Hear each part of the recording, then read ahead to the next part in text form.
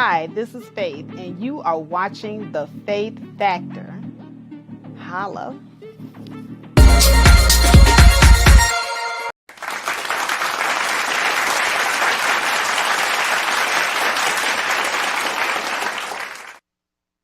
All right. Hello. Good evening, everybody.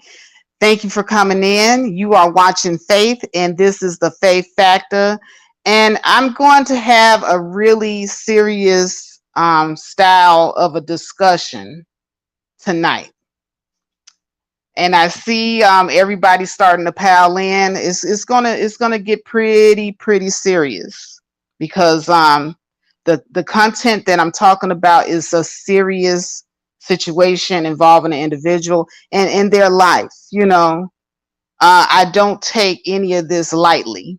I don't want to kiki, call, laugh, or none of that bullshit.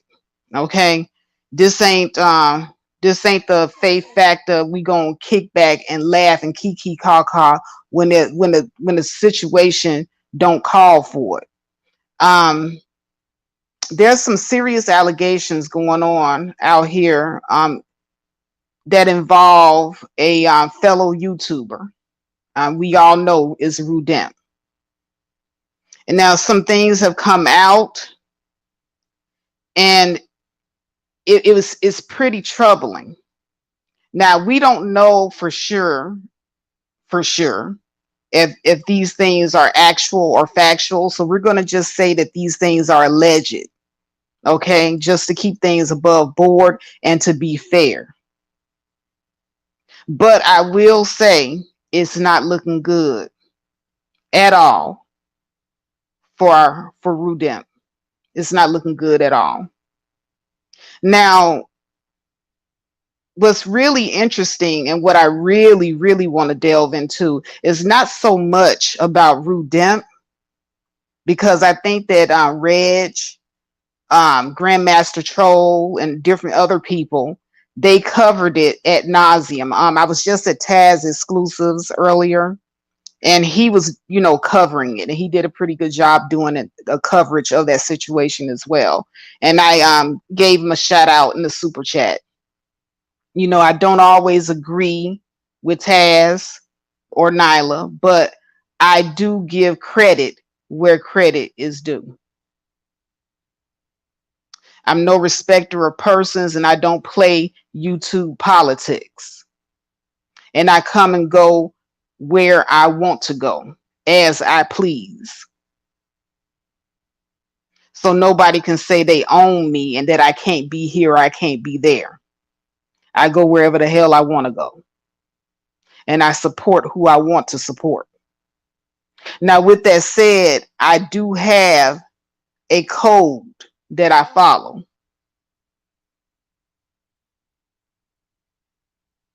Now, some people say that Rude is innocent. I see Tampa Supreme is on the Rudemp side. He says Rude is innocent. I don't know, Tampa. I'm going to tell you something that my father told me a long time ago. My uncles, my brother, my cousins, my male cousins, they said, you know what, Faith? You don't believe what a man tells you. You believe what he do. The proof is always in the pudding. You have to look at the man's actions. Thank you, Les Troll. She says, I like that picture. I appreciate that. And so in looking at the actions of the man, and that's what we're going to look at only. We're not going to look at how we feel, because we as women, we always like to go by how we feel. And that ain't the right way to move, ladies. This is how we stay losing as women and making wrong choices, by the way, because we are feelers. We follow our emotions and not our common sense. And my father was trying to teach me at an early age not to follow my emotions, but to follow my common sense and to believe what I see and not what I hear all the time. What's up, Nick Taylor, fellow trucker out there? So, in the spirit of what my father taught me about believing what I see, I saw Grandmaster Troll had his stream up, and the title of the stream was, "Hey, do you believe the paperwork or do you believe, Rudemp?" Well, okay, according to that paperwork, there's some pretty serious charges on Rudemp's rap sheet. And Rudemp, had been given opportunity on Reg the Bad Guy's channel to explain himself as to how he got himself in those situations and as to how that information ended up on that website.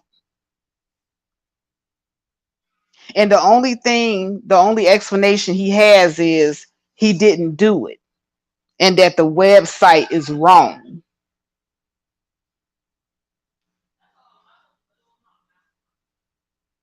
Okay, let's examine some of Rudemp's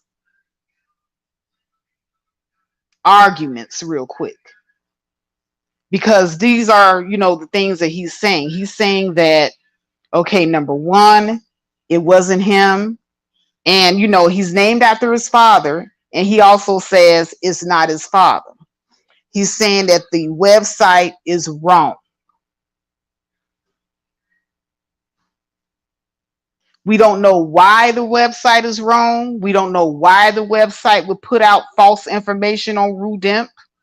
It can't be racism. It can't be somebody got a vendetta against him at the website. It can't be any of those things, but he's saying that the website is wrong. Could be a glitch. Maybe it's a glitch. But still, I'm not hearing, and once again, my father taught me not to believe what I hear, but believe what I see. I'm not hearing a good explanation for what I'm seeing. So now, this is how I look at things, and this is how I was taught to look at things. Am I to believe you or my lying eyes and my lying ears? Do I rely on what you tell me, or do I rely on what I myself can see and computate?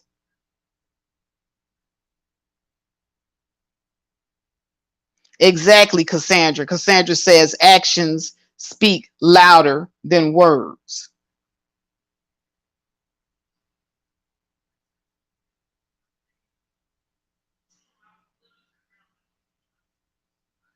So, in looking at that site, GMT pointed out that this is a site that specializes. It specializes in sexual assault, child sexual assault victims, or sexual assault victims. This is what this particular third-party site does. And this third-party site gets their information from other government websites about individuals and their rap sheets. So this site has the ability to get information that you and I can't get.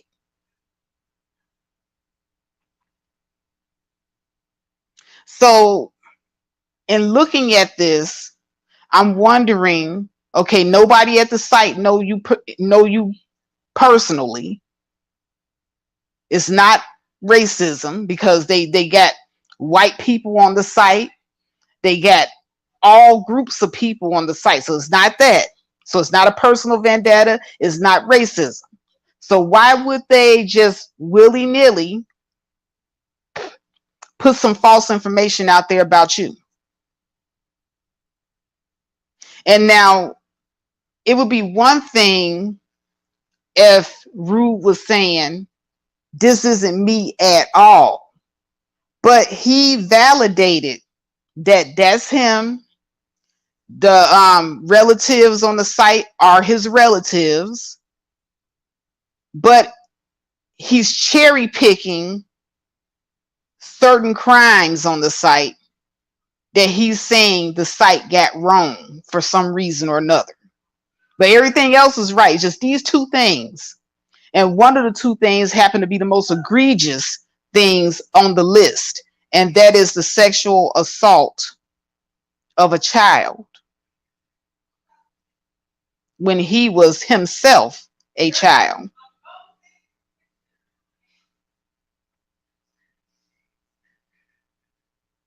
Now, don't get me wrong, guys. I'm not immune to the fact that a 12-year-old is a child because I am very aware of what a 12-year-old is. But a 12-year-old to a 6-year-old is two different things. Now, I remember when I was 12 years old and I was made to look after my younger cousins. They were like 4, 5, 6. I had nothing in common with them at all whatsoever. I'm at an age where I'm doing my own hair. I'm in the bathroom playing with my curling irons and my curling rods. And I'm talking on the phone with my friends. We're giggling and laughing about boys. That's what I was doing at 12, 13 years old. I had nothing in common with 5 and 6 years old, 5 and 6 year olds. Nothing. So I didn't want, anybody to think that I got anything misconstrued because I didn't. I understand what children are. 12 is a child all day long. But even though 12 is a child, I remember having accountability also at 12 for things that I did wrong. I remember that. I remember also that there were other children in my neighborhood that went to school with me. If they stole something out of a store, the police came and they arrested that child at 12 and 13. And their parents had to go and pick them up from jail. You had accountability. You were knowing right from wrong.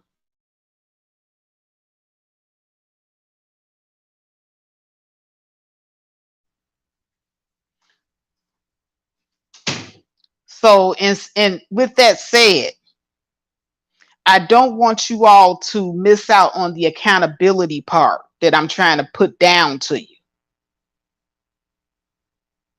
Now,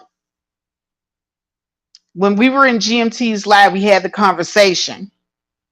Because of the age of the child, your record would be automatically expunged at either age 21 or 26 if you did not commit a crime similar to the one that you did, meaning you didn't commit another sexual aggravated assault crime.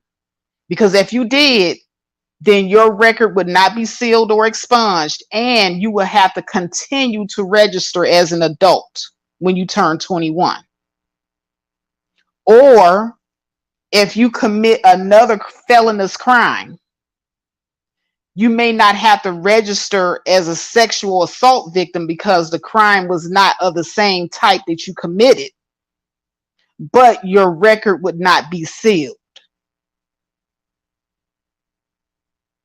So, looking at Rude's rap sheet, he continued to commit other crimes outside of the scope of aggravated sexual assault. And these are crimes that he did admit that he did and that it was his rap sheet. So if he did those crimes, he did those crimes prior to him even turning 21, where he would have been eligible for his record, his juvenile record, to be sealed. And the reason why this is important, because Rudem keeps saying that he wasn't on the registry as an adult male. Well, if you didn't commit a sexual assault crime, you wouldn't have to register anymore. But if you commit a felony, your record would not be sealed. It will still be open to the public. And this is the reason why that website had access to it. And this is the reason why that website can post your information. It's simple as that. You having to register now becomes irrelevant, because the crimes that you committed after the first sexual assault crime were not of a sexual assault nature, so you wouldn't be having to register no way. It's just that your record would not be sealed. That's all. Black Dahlia says, at 12 years old, I was beating up boys like Rudemp with a purse with a lock in it for trying to touch my boobs. Yeah. That's what we were on around that age, because we were like hormonal. We're coming into adolescence. We're prepubescent.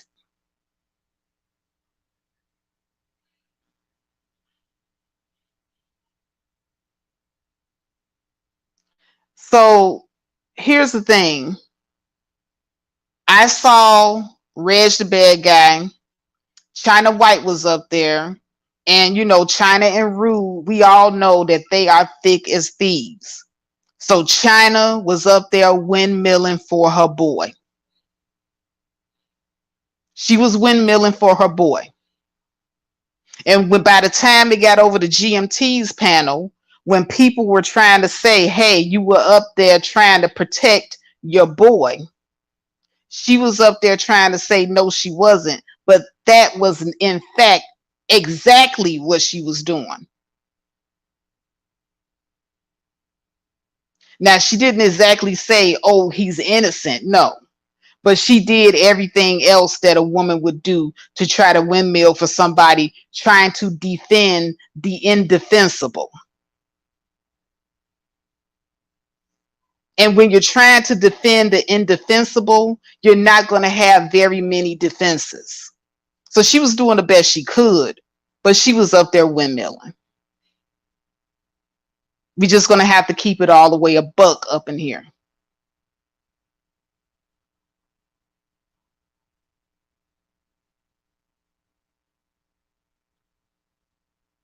Linda Anderson says, what low life went and searched his records? I don't know. I'm hearing this just like everybody else is hearing it. But it's out there now. It's out there for public consumption.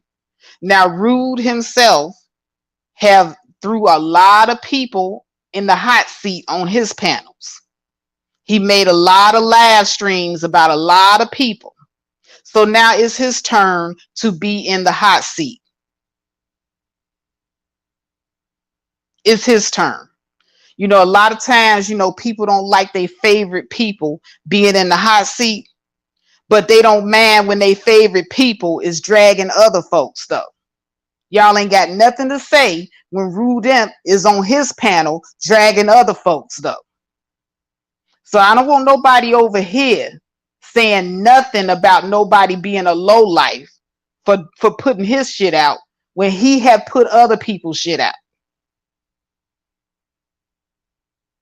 See, you're going to have to keep that same energy going both ways.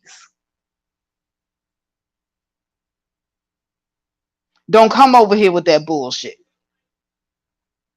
And that brings me to the title of the stream. Black women's response to Rudemp's rap sheet says a lot about the women in the community. It says a lot about us. And see, it wasn't just China. I just want to point some things out because, see, China, that's his Boon Coon buddy. So we already knew that she was going to come and windmill.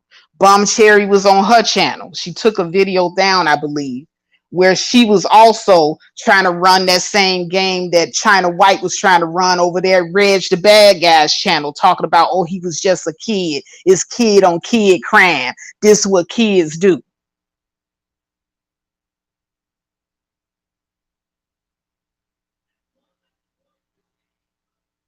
Yeah, Bum Cherry was over there at House of Bum doing that. And you know that she and Rue are also thick as thieves. So these are two women that we already knew was going to do it. They were going to windmill.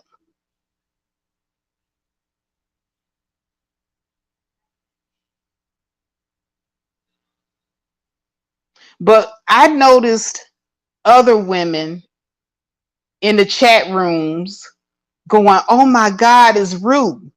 And I have to say, myself, I'm guilty too. You know, while I'm pointing the finger, I know three pointing back at me. I'm guilty too, because when I heard it was Rue and what the charges were, I was like, damn, you know, I knew that Rue was a horn dog, but I didn't know how bad it was. And there was a feeling of disappointment.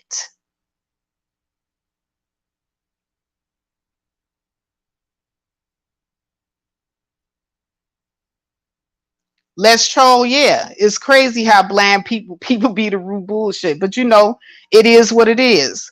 What's up, D Derail in the building?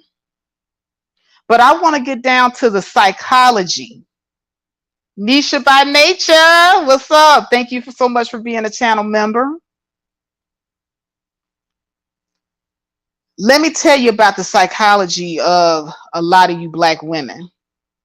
See, Rudemp, he comes on land, and I was guilty of it too. Before I got into a relationship with CK, I would go to Rude's chat when I first would see Rude online. He was so charming to me, even though he had this bad boy appeal that you kind of like. And he would say things. He would say things that made sense, but he would say it in such a trendy and raunchy way that it caught your attention. It was like shock jock type stuff. And then he flirted with all the ladies. He made you feel pretty and, you know, wanted and, you know, sexual. You know, it's addictive, right? Right, ladies? It's addictive. You know those charming boys, those charming men that they can say the right thing. They know how to, you know, just say the right words to tickle your fancy. Like even when he would argue back and forth with you, he was also flirting with you, wasn't he? And a lot of you kept flocking over there for more and more and more. Even when he cursed you out, called you out your name. He would curse you out, call you out your name, and then turn around and ask for some pussy. Let's just keep it real. That was rude. And a lot of you liked it. Ooh, it just gave you a little tingly sensation down there, didn't it? And you were able to get up there on them panels and laugh and kiki and call with him and everybody in the chat room. It was so enjoyable.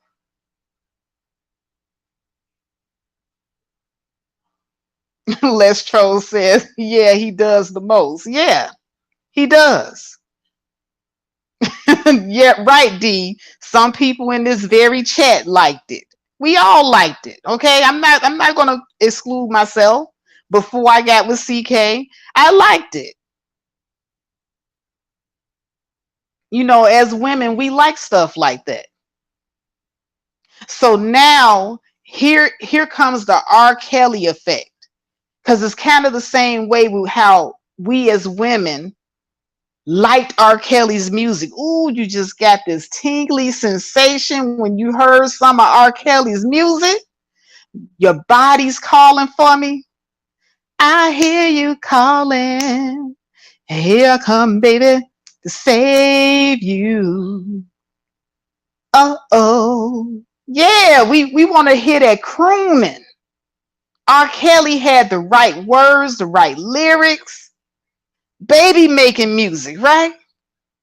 And so when all of those sexual allegations came out about him and those teenage girls, we turned a blind eye to R. Kelly, didn't we? We, the black women of the community, said, I don't care what he did. I love his music. I'm going to separate the artist from the bullshit. I'm going to still listen to me some R. Kelly. F that. That was us. We, the black women of the black community who's supposed to be in charge of protecting our young black girls. We did that shit.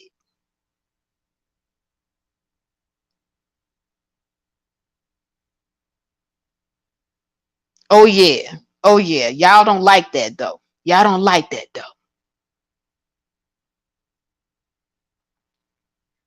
So, we as women, we go by what we feel. If a man has ever in our lives made us feel good and desirable, it's all about us feeling good and desirable. Forget the kids. Wasn't we the ones that said, hey, if he peed on that 14-year-old girl, she should have moved out the way. She knew what she was doing. We made so many excuses for R. Kelly until all of the victims had to finally come out. They did this little Surviving R. Kelly series, and y'all couldn't do it anymore.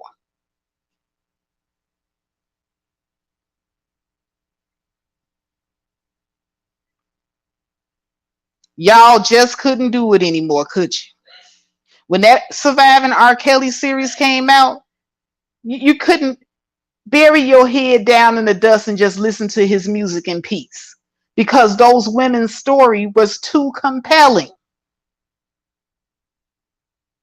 And then he actually started getting convicted and actually started having to do real jail time. They had to literally take the man away from y'all. Y'all couldn't put the toy down.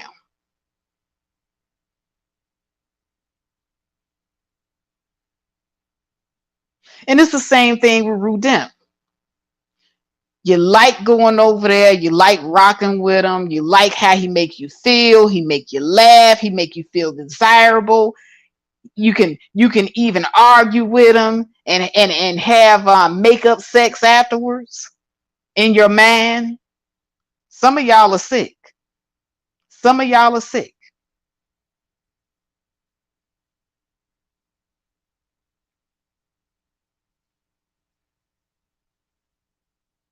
But that's what we do. So going back to what my father telling me about not being guided by my emotions.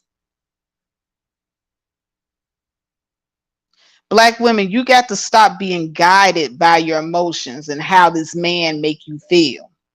That's how they get you. Y'all let Rudemp slide his cyber penis into your cyber vaginas. And this is a disclaimer. This is not for children. So if you got any kids in the room, I'm going to say some pretty explicit stuff in my content tonight. So you might not want your kids to be listening. But y'all allow Rudem to slide his cyber penis into your cyber vagina.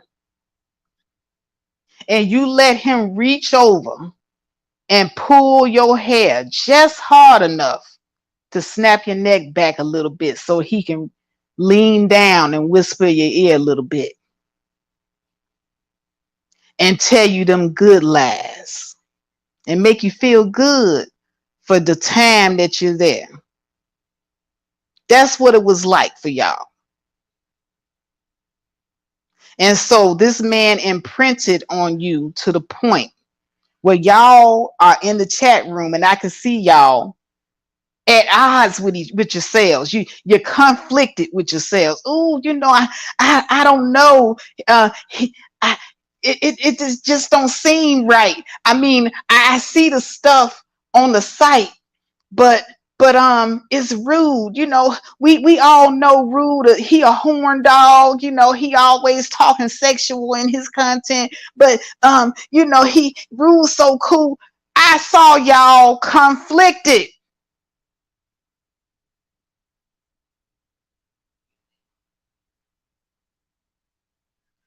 Y'all was conflicted. I was like, I stopped really paying attention to the panel and I started reading the chat rooms over there in Reg and especially over there in GMT. And I was like, wow, he really imprinted on some of y'all. I would have thought some of y'all had his baby.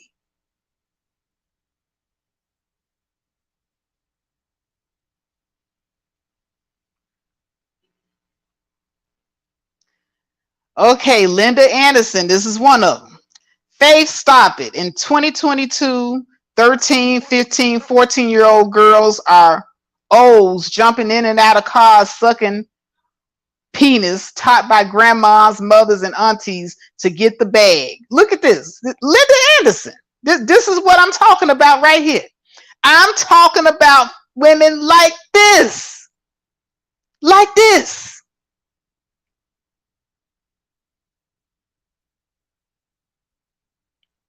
And this is the same stuff that Rudemp used to say on his channel when he was trying to groom other adults to accept weirdo behavior.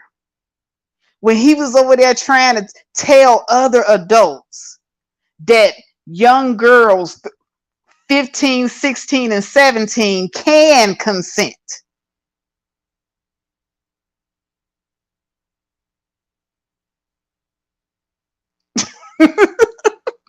Yeah, hey, Linda is not by herself. Okay, there is a whole crew of them. Okay, she's not by herself. So Linda, you are not alone in your thought process. It's a lot of y'all that think like that.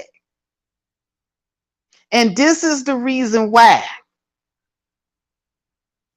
This is the reason why Black women, we do not make very good gatekeepers anymore for the young women in the community.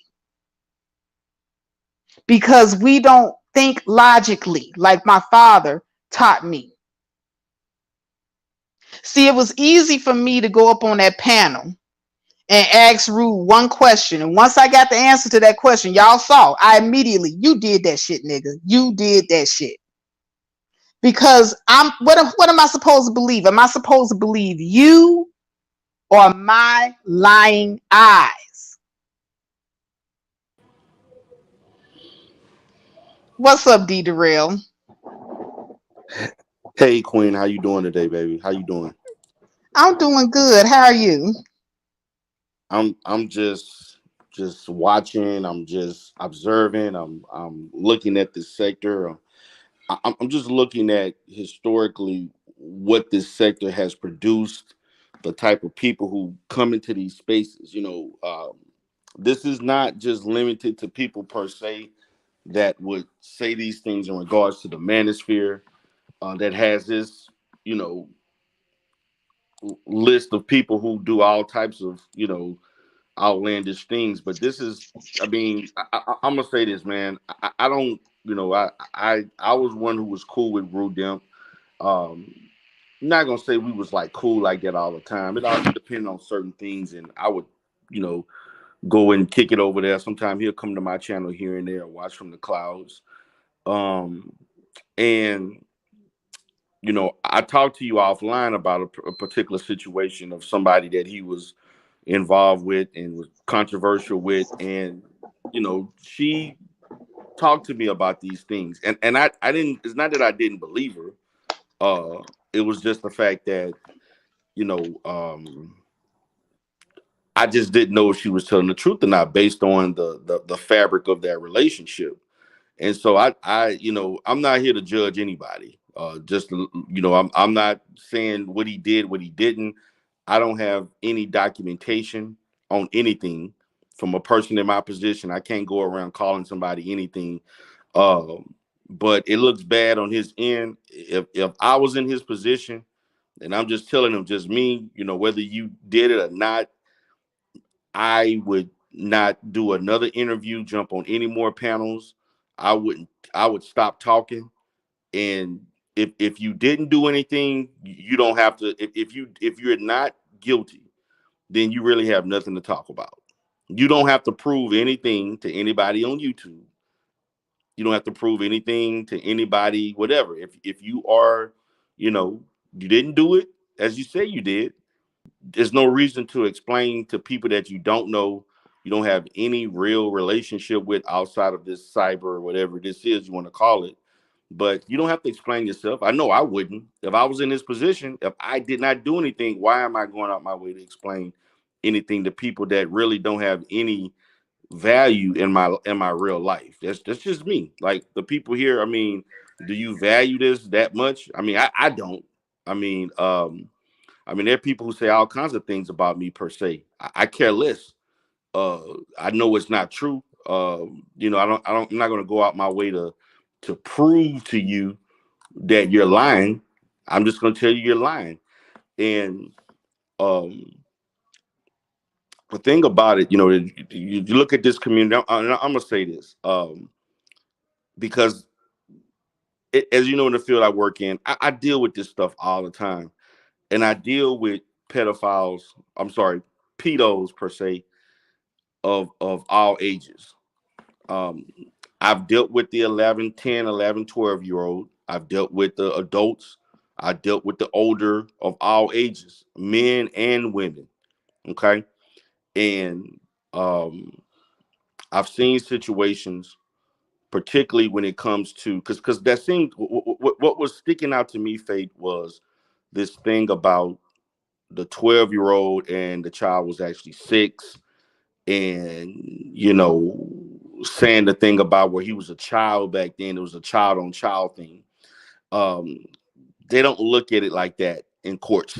They're looking at it as predator versus the victim.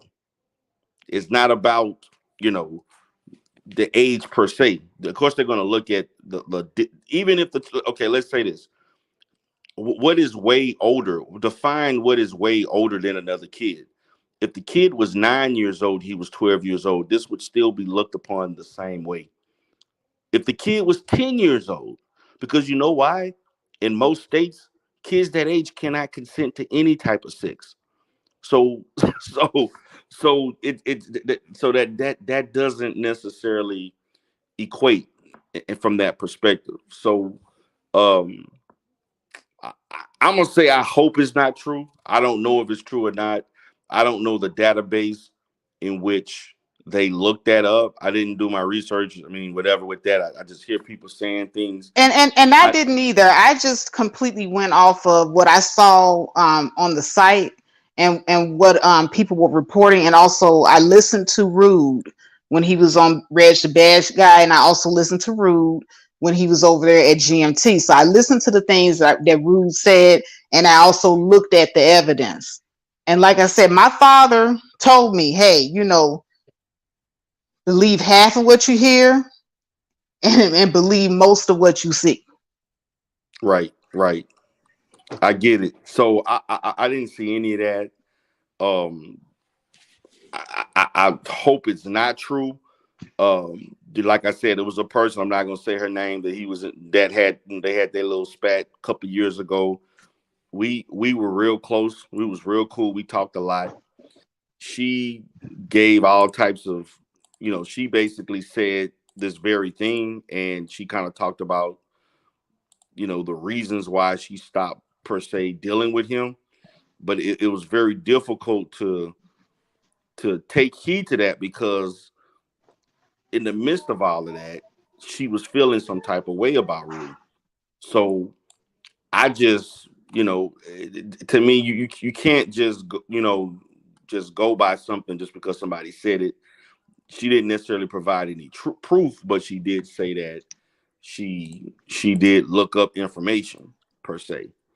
So Yeah, I just and that same person did also send me some emails giving me information as well. But like I was in the same situation as you, D. I'm not going to say her name, but yeah, I didn't know too much about their personal relationships, so I couldn't say yay or nay to whether or not either one of them, were right or telling the truth wrong. or not. And Right. and I was like, you know, um, when she said it, I was kind of like, I didn't even really comment when she said it. I just let her talk, and I let her express herself per se, and I just left it at that. I'm not, my thing is that I'm not going to say, she was lying. I'm not. I just basically let her express whatever she felt at the time. We was real cool. We always talked and stuff like that, and so that's kind of how I looked at it. So, but if I was in his position, I would not be responding to all this. It actually, I know he's trying to, like, I guess, explain and everything. And look, this is him. He can do things whatever way he wants. But to me, the more you talk, the more questions come up, and the more people start looking at you at some level of guilt. As I was watching the chat and watching people say stuff, this is like more content for whoever don't like you per se. Exactly. So And Rude, you and to be fair, you have made a lot of enemies here. You stepped on a lot of people's toes and you drug a lot of people too. yeah, so I that just want to put that out there. true, and it was entertaining. Like, I mean, I enjoy listening to Rue. I mean, I like his content and stuff. Um, I hadn't been listening to him a whole lot over the last maybe 2 or 3 months, but at one time I would listen to Rue at least 2 or 3 times a week or whatever. Check him out late when he go live and stuff like that. But I mean, that person was saying all kinds of stuff. I mean, she talked about the criminal record. She talked about all those different things. And I'm like, and I'm saying to myself, yeah, you knew this stuff, but you still was kind of dealing with him, so you got to look at things from a certain perspective. You didn't stop dealing with him. You know, Right, and that was my thing. Like any woman that come to me and tell me egregious things about a man, I immediately think that she thinks I want her man, and so she's gonna tell me the worst that she can tell me. Because there are women that'll do that. right, right. There So are women that'll sit up there and badmouth a man to you because they don't want you to talk to him because they want to talk to him. right. So I mean, and then he said something about another person.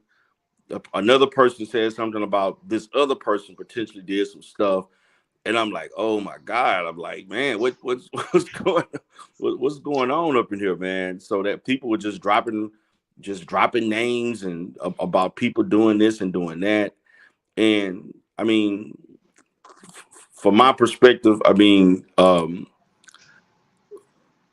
people that have committed. I'm just gonna look at it, you know, people who engage in those type of behaviors. It's a 50-50 chance that they'll change. Some is it's kind of 50-50 is, but they have to be in continuous therapy. They have to be going to maybe some sex offender type groups. There's treatment that's involved that can minimize those from doing that. Now, in this case, I'm gonna say this, and I know this may not be what people want to may not like to hear, but professionally speaking, as a professional, being his age at 12 years old, doing that. I've seen many 12-year-olds and or around that age who engaged in this kind of behavior never do this again. They lived up to live healthy lives. They learn that lesson from this. Many kids like this, regardless of the age, they kind of they can become outcasted by their families, or not allowed to see or go to family events and things like that, or they're not trusted around children and so and rightfully so. And so I've seen people rehabilitate per se, but in that rehabilitation, they were getting services. They were in intense therapy. Many people who engage in this type of behavior were also abused.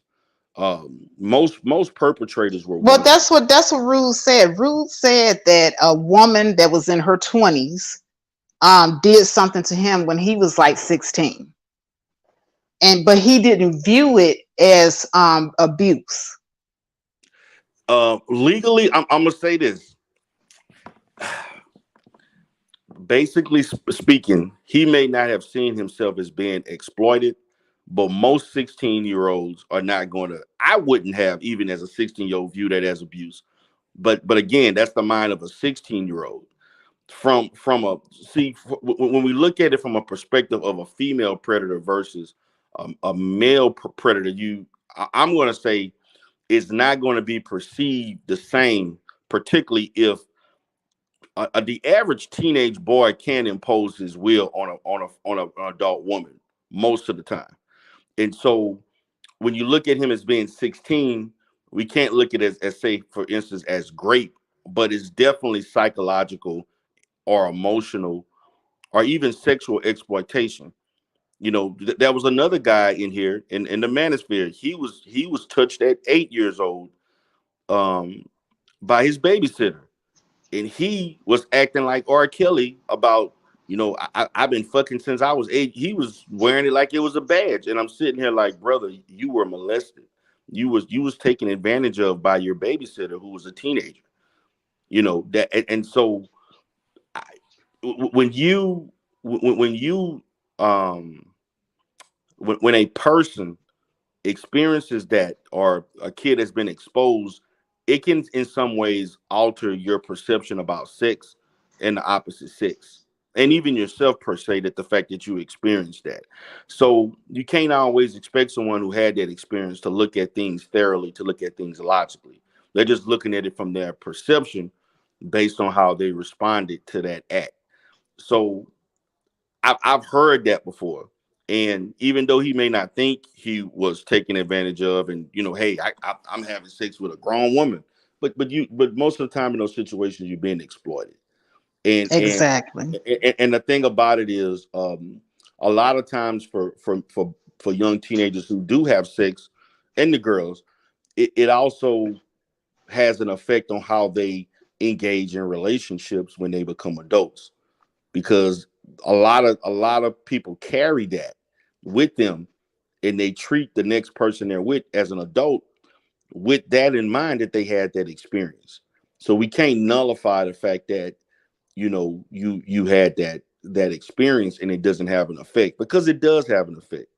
um you know But let me ask you something, Dita Rail. And yes, I saw Rudem down in the chat room. I will throw the link down later on, and let you have a chance to get some things off your chest that you want to get off. But I would highly recommend that you, if that stuff isn't true on that website, you definitely need to get that scrubbed off, because that's not looking good at all. And I'm right. gonna tell you, there's a lot of people that's like me. They're not gonna believe what you telling them, because of course you gonna say you didn't do it. I mean, hell, who would want a cop to doing something like that? Of course you gonna say that. You see what I'm saying? Right. Right. That's the position that I'm taking, and that's how I look at it. So I'm from Chicago.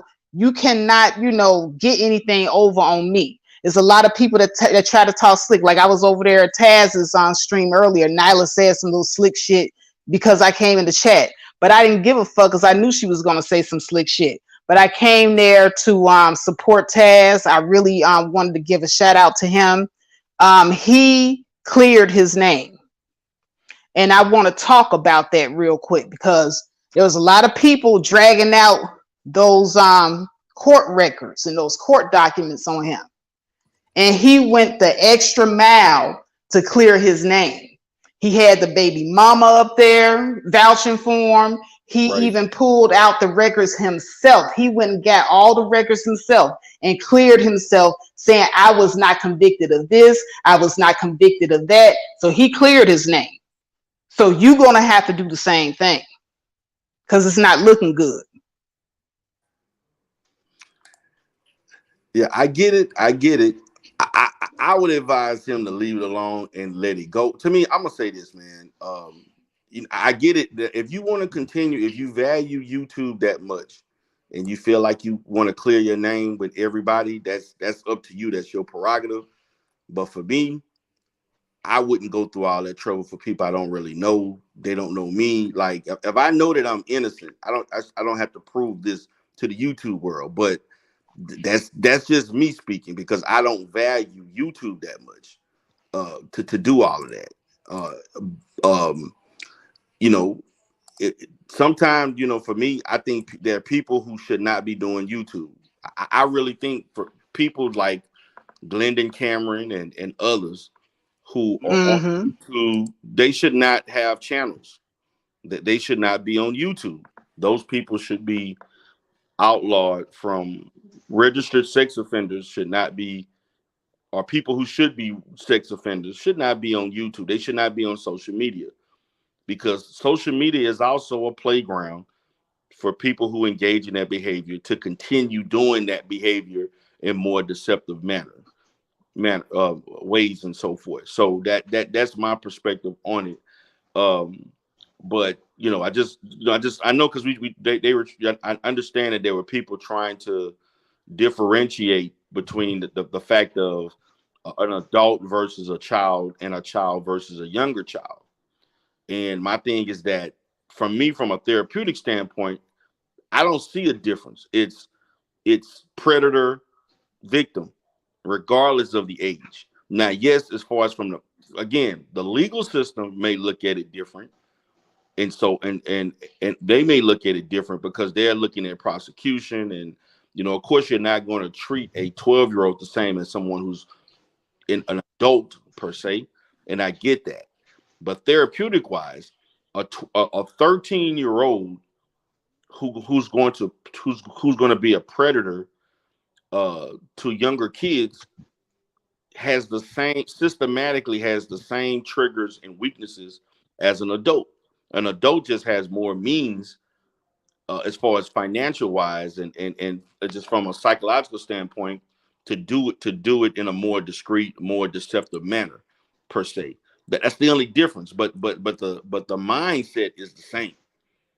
The So mindset. would you say is it just a 12-year-old boy experimenting because he's going through hormones, or would you say that it's not normal behavior and it's predatory? That is predatory behavior. The average 12-year-old um, within a normal range of behavior knows better not to touch anybody without their permission or in that manner. And to me, it doesn't even matter if the girl was 12, was the same age. It would be the same way. If you're a 12-year-old kid and you was a predator to another 12-year-old, it's the same thing. You should not touch someone that didn't give you consent. And the bottom line is that a 12-year-old really cannot have children are actually cannot consent to sex. Now, I understand it's looked upon differently um, based on they're around the same age, but basically you cannot be consenting to sex, and so a parent has the right to file or charges on a child if that child manipulated their child or whatever, regardless of the age. They have a right to do that, and that's what people are missing. Like, let's say if it was a 12-year-old and a 14-year-old, I mean, they still have a right to file charges if they chose, because that child really is not able to consent to sex. Now, and based on if it's forced exploitation, I mean, Faith, I've seen all types of cases when it comes to this. This is how I actually broke into the some of my earliest in my was actually dealing with male sex offenders who were teenagers and pre-adolescents. I was actually providing counseling services to teenagers who molested younger kids, and this was, I mean, I had stuff where it was 14-year-old boys making their little brothers have oral sex. I'm talking girls making boys or I'm talking everything you can name. I've seen every gruesome example you could think of. You And know, it's and it is abnormal predatory behavior for children on children. yes, it is. Now, Okay, now it'll that's be the main different. thing. That's the main thing because that's what a lot of black women, especially, and that's the reason why I directed the stream to black women because for the most part, men, y'all don't have a problem with calling a thing a thing. Y'all typically believe what you see versus what you hear. But women, we have a problem with if we like somebody and we had good times with them, we just want to get back to the good times and we just want all the bad stuff to go away. Wow. Well, I'm gonna say this. It would be different if it was a situation like two 15-year-olds dating, right? Teenagers in high school having sex. That's different. Two 14-year-old, two 17, 8, 16, but when we talking about pre-adolescent stage, and this kid is 11 years old and a child 5 years old, that will be looked upon just as serious as if it was a 20-year-old having sex with a 15-year-old. That will be looked upon just as serious. Now, the outcomes may be different in a court of law, but the mental process of a predator doesn't change with age. It's almost the same. It's just that it's just the level of exploitation and the means to do it are different as far as in the grooming aspect of it. And the thing about it is, it's usually family members that does this to other family. It's not like you know, um, you know. I'm talking like I had situations where you had a 16-year-old kid was actually having sex with a 12-year old sister or whatever. Matter of fact, I'm currently dealing with a situation right now. She's 17 years old. Okay. And this was an ancestral situation. Her brother is 18, but they've been having sex for 2 or 3 years, and she sees nothing wrong with it, and he sees nothing wrong with it. Wow. Yeah, and so the 17-year-old at the time, because they both have mental health issues, but she has some intellectual deficits.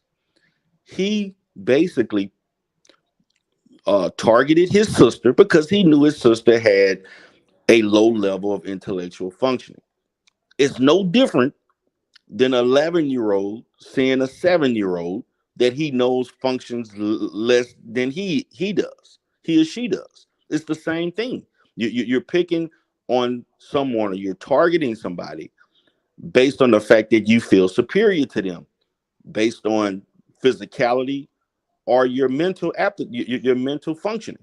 It's the same thing. It does not change because you're older or you're younger. The methods are the same in as far as strategically doing things. Now, of course, you may have let's say high school. You got a 16-year-old dating a 23-year-old because he got a job and he flashing a little money around and stuff like that. That's something that a younger or 35-year-old messing with a 17, 16-year-old, 15-year-old, he got a little money, he doing, and this is stuff she's not accustomed to seeing. And this is grooming and luring kids in to get access to things. Well, it's no different than a 13-year-old telling a 9-year-old, I'll let you play the PlayStation 5 if you let me do this. If you let me, it's no different. The method is the same. It's just the means are different based on what that person has and what they can utilize to lure and exploit the victim. Wow, I didn't even think about that. It is a power thing. But I Yeah. want to go ahead and move over to the next guest on the panel who's been patiently waiting, and that is Commendable K. And he also has credentials in the sexual assault field because he used to be a sexual assault investigator during his time in service in the military. And I want to say thank you so much for your service. And thank you so much for coming and joining us on the panel. Commendable K. Hey, what's going on, Faith? What's going on, Deuterail? Hello, Hey, chat. brother, how you doing? Uh, I'm good. I'm good. Thank you for having me. So before I say anything, I was really intrigued with what Deuterail was saying. Deuterail, would you mind finishing before I say anything? No, I'm good. I think I Okay. kind of said at this point. I just wanted to talk about the power dynamic of things and the grooming aspects of it, and the fact that just kind of differentiating and the similarities as far as the because we're caught up in the age range. I kind of heard that repetitively amongst um, people and from certain channels about the age, when to me the real dynamic is the predator victim dynamic. That's really what, regardless of age, and the tactfulness that a predator may use to on their prey per se. I agree, especially when you said the mental process of a predator does not change with age. So, just kind of, Faith, going to your subject as far as Black women reaction, this is why I've always said that you really can't pick better per se because you never know when you're being worked. You never know when someone's being nice to you because they genuinely like you or they want something from you. Attention, we've witnessed on a certain channel, attention has been given. Faith already mentioned it in our monologue, and that attention was able to provide an environment, a feeling similar to when someone takes a drug, that euphoria. And a lot of us come online for escapism from reality. We come here to have fun. And when going to a certain channel and having fun, things were said. And a lot of people have been ringing the bell, ringing the alarm for years. And the conversation was, well, you can't tell us where to go. You can't tell us what to do. So now we're here. These receipts have come out. And it's like, oh, what are we going to do? Well, do you really want to do something? So here's a couple of things I'm going to say. And for just a brief moment, I'm going to actually give sympathy to the devil, so to speak, to clear all this up. According to the Harris County Juvenile Probation Department, which that is the county that Houston, Texas, or Houston is in, Right. the the Texas juvenile justice system files and records says, and I quote, can sealed records be reopened? A court can open sealed records if you ask them to. The court can also reopen the records if a prosecutor asks them to for limited purposes, including a future prosecution for a capital offense or a future prosecution for an offense for which punishment can be enhanced based on your juvenile record. We're not putting anyone on trial here. We just want to make sure that people in our environment are good to go. And this is according to the Texas Family Code, Chapter 5, Subchapter C 1. So, why do I say this? Because the two things that we've been focusing on is the website that people are saying has inaccurate information, and then someone else saying, I didn't do it. So, if anyone volunteers to have their juvenile record unsealed and presents it, that is one way to clear a name. Another is just to Anytime someone brings it up, just deny it and move on with the rest of your life. So, Derail, I agree that addressing it does hurt, but here's the elephant in the room. Doxing has now put wheels to the ground. And what I mean is, it's not just a simple accusation being thrown out there. I'm going to ignore it and people will be on to something next week. Because doxing has taken place and an actual name and address and family members have been tied to an accusation, simply going to a website and removing the entry from a website is not going to be enough because an actual name and information is tied to this accusation. And people don't forget drama and dysfunction. So because doxing has happened and information in real life has been attached to this accusation, it's ignoring it is not really going to heal the wound properly. Just my opinion. And that's kind of the advice that I would give people when out the sexual assault investigator. So I think the age thing, people are focusing on it, but here's one thing that I would focus on in a situation like this, and that is boys typically go through puberty from ages 9 to 14. So some would say that this, we'll just say alleged crime for the sake of example, this alleged crime could have been done by someone who was post-puberty to someone who was pre-puberty.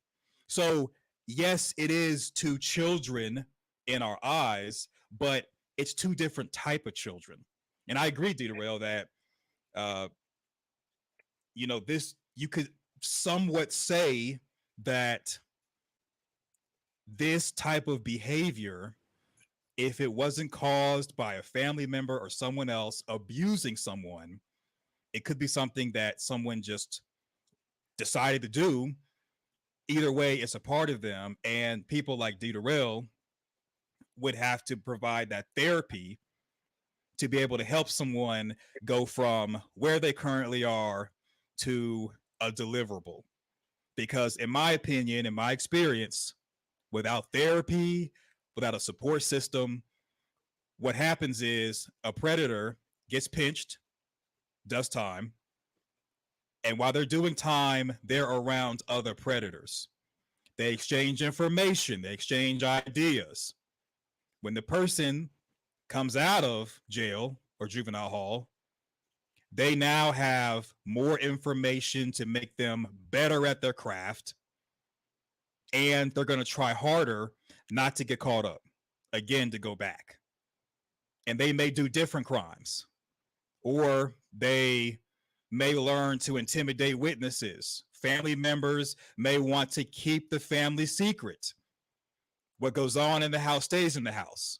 So with that type of thought process, that's where you start to have people like a big mama creating a system to allow the predator to continue to do what he or she wants to do without accountability. And now here we are today. A doxing has taken place, there's accusations, and in my opinion, unsealing the juvenile record and providing that and just showing everyone, hey, this is the unsealed record. Here's everything that's on there from when I was a juvenile. These accusations not on there. Jigga Kelly not guilty. Okay, and I'm sorry for making that joke, but we have had these panels over and over again, and it just seems like before having these conversations, we need to ask if someone supports child abuse and knows what it is. Because a lot of women, and I'm going to pick on the women for a second, a lot of women, they say that black men do this, black men do that. But now we're seeing, like Faith said, people are tested. They're conflicted. I like this person. I don't want to believe it. Guess what? The same way that Michael Jackson was sitting on a bed while the children were bouncing up and down and playing, and then sleeping in the bed with the boys, the parents felt the same way. I like this guy. I like his music. He moonwalks when he comes over. I love him. They couldn't fathom exactly what was happening. And it's a part of the grooming process. When we talk about grooming, I'll say this and I'll pass the mic. I know I've been talking for a long time. The grooming process, we normally associate it with children or with women who are, let's just say, are not that smart, but anyone can be groomed. It's all about a carrot and a stick. What do you want? You come online. Faith said it before in the monologue. She and other women would come online. Some of them lonely. Some of them want a man. They can't get one. Had a hard day at work. They just want to have fun. All that goes under escapism. And a certain channel may have provided that escapism. And while you're laughing and you're losing yourself in the emotion, 5 minutes later, someone's getting cussed out and getting dog walked. You sit there and you witness it. What do you say to yourself? Well, that's happening to her, not me. I'm going to stay and continue to party. Then what else happens? Having a good time. Everyone's laughing and joking. Now someone's talking under someone's skirt. Well, that's her. That's not me. I'm going to stay and have a good time. So we're not getting off the merry-go-round when we should. And now we're at a point in time where this stuff has come out and you're asking yourself, I'm supposed to get off the merry-go-round, but I really don't want to. Do you really want to see change in the Black community?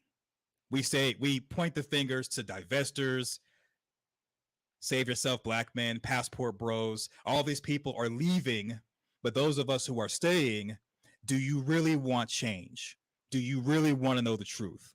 Because from what I've witnessed and what I've seen, a lot of you all have selective outrage. This is all fake. You might as well go back to business as usual because you usually do. All right, I'm going on mute.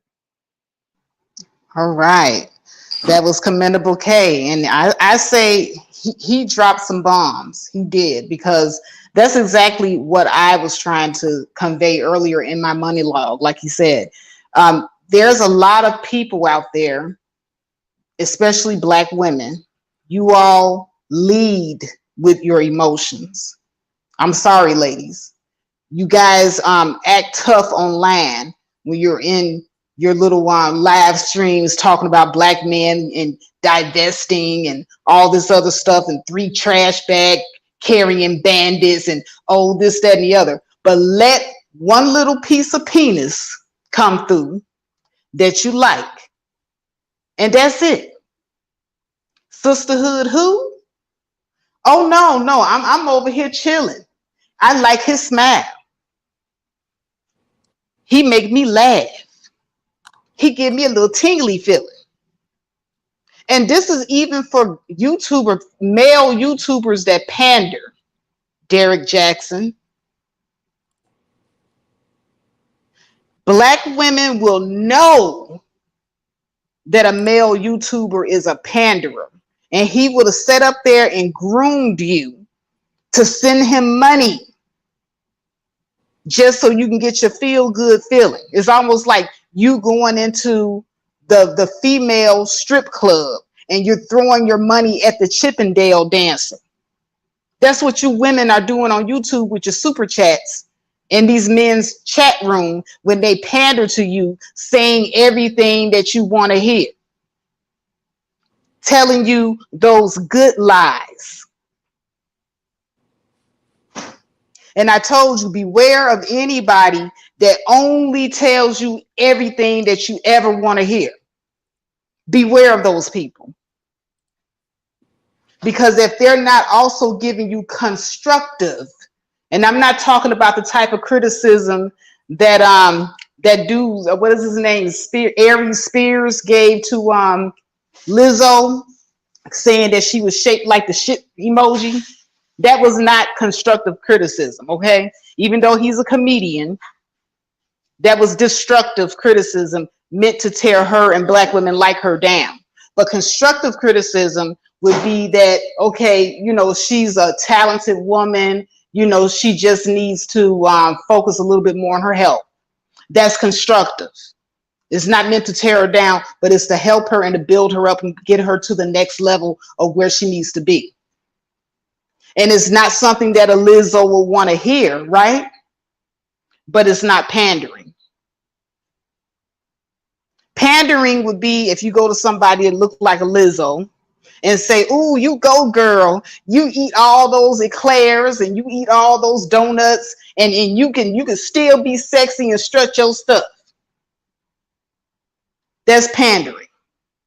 That's telling a black woman what she wants to hear. And as other black women, if you sit up there and you go, girl, that, well, you're no better than the panderer. That's not black woman empowerment. That's not body positivity. I'm sorry to be the bearer of bad news and tell you things you don't want to hear. But I'm not going to say it in a nasty way that tears you down either. But I am going to tell you matter of fact. What I saw on Rudemp's rap sheet didn't look good. And so if I had to make a decision right now where I stand, I think he did that shit. I'm just going to be honest. I don't know if it's true, but it looks really bad.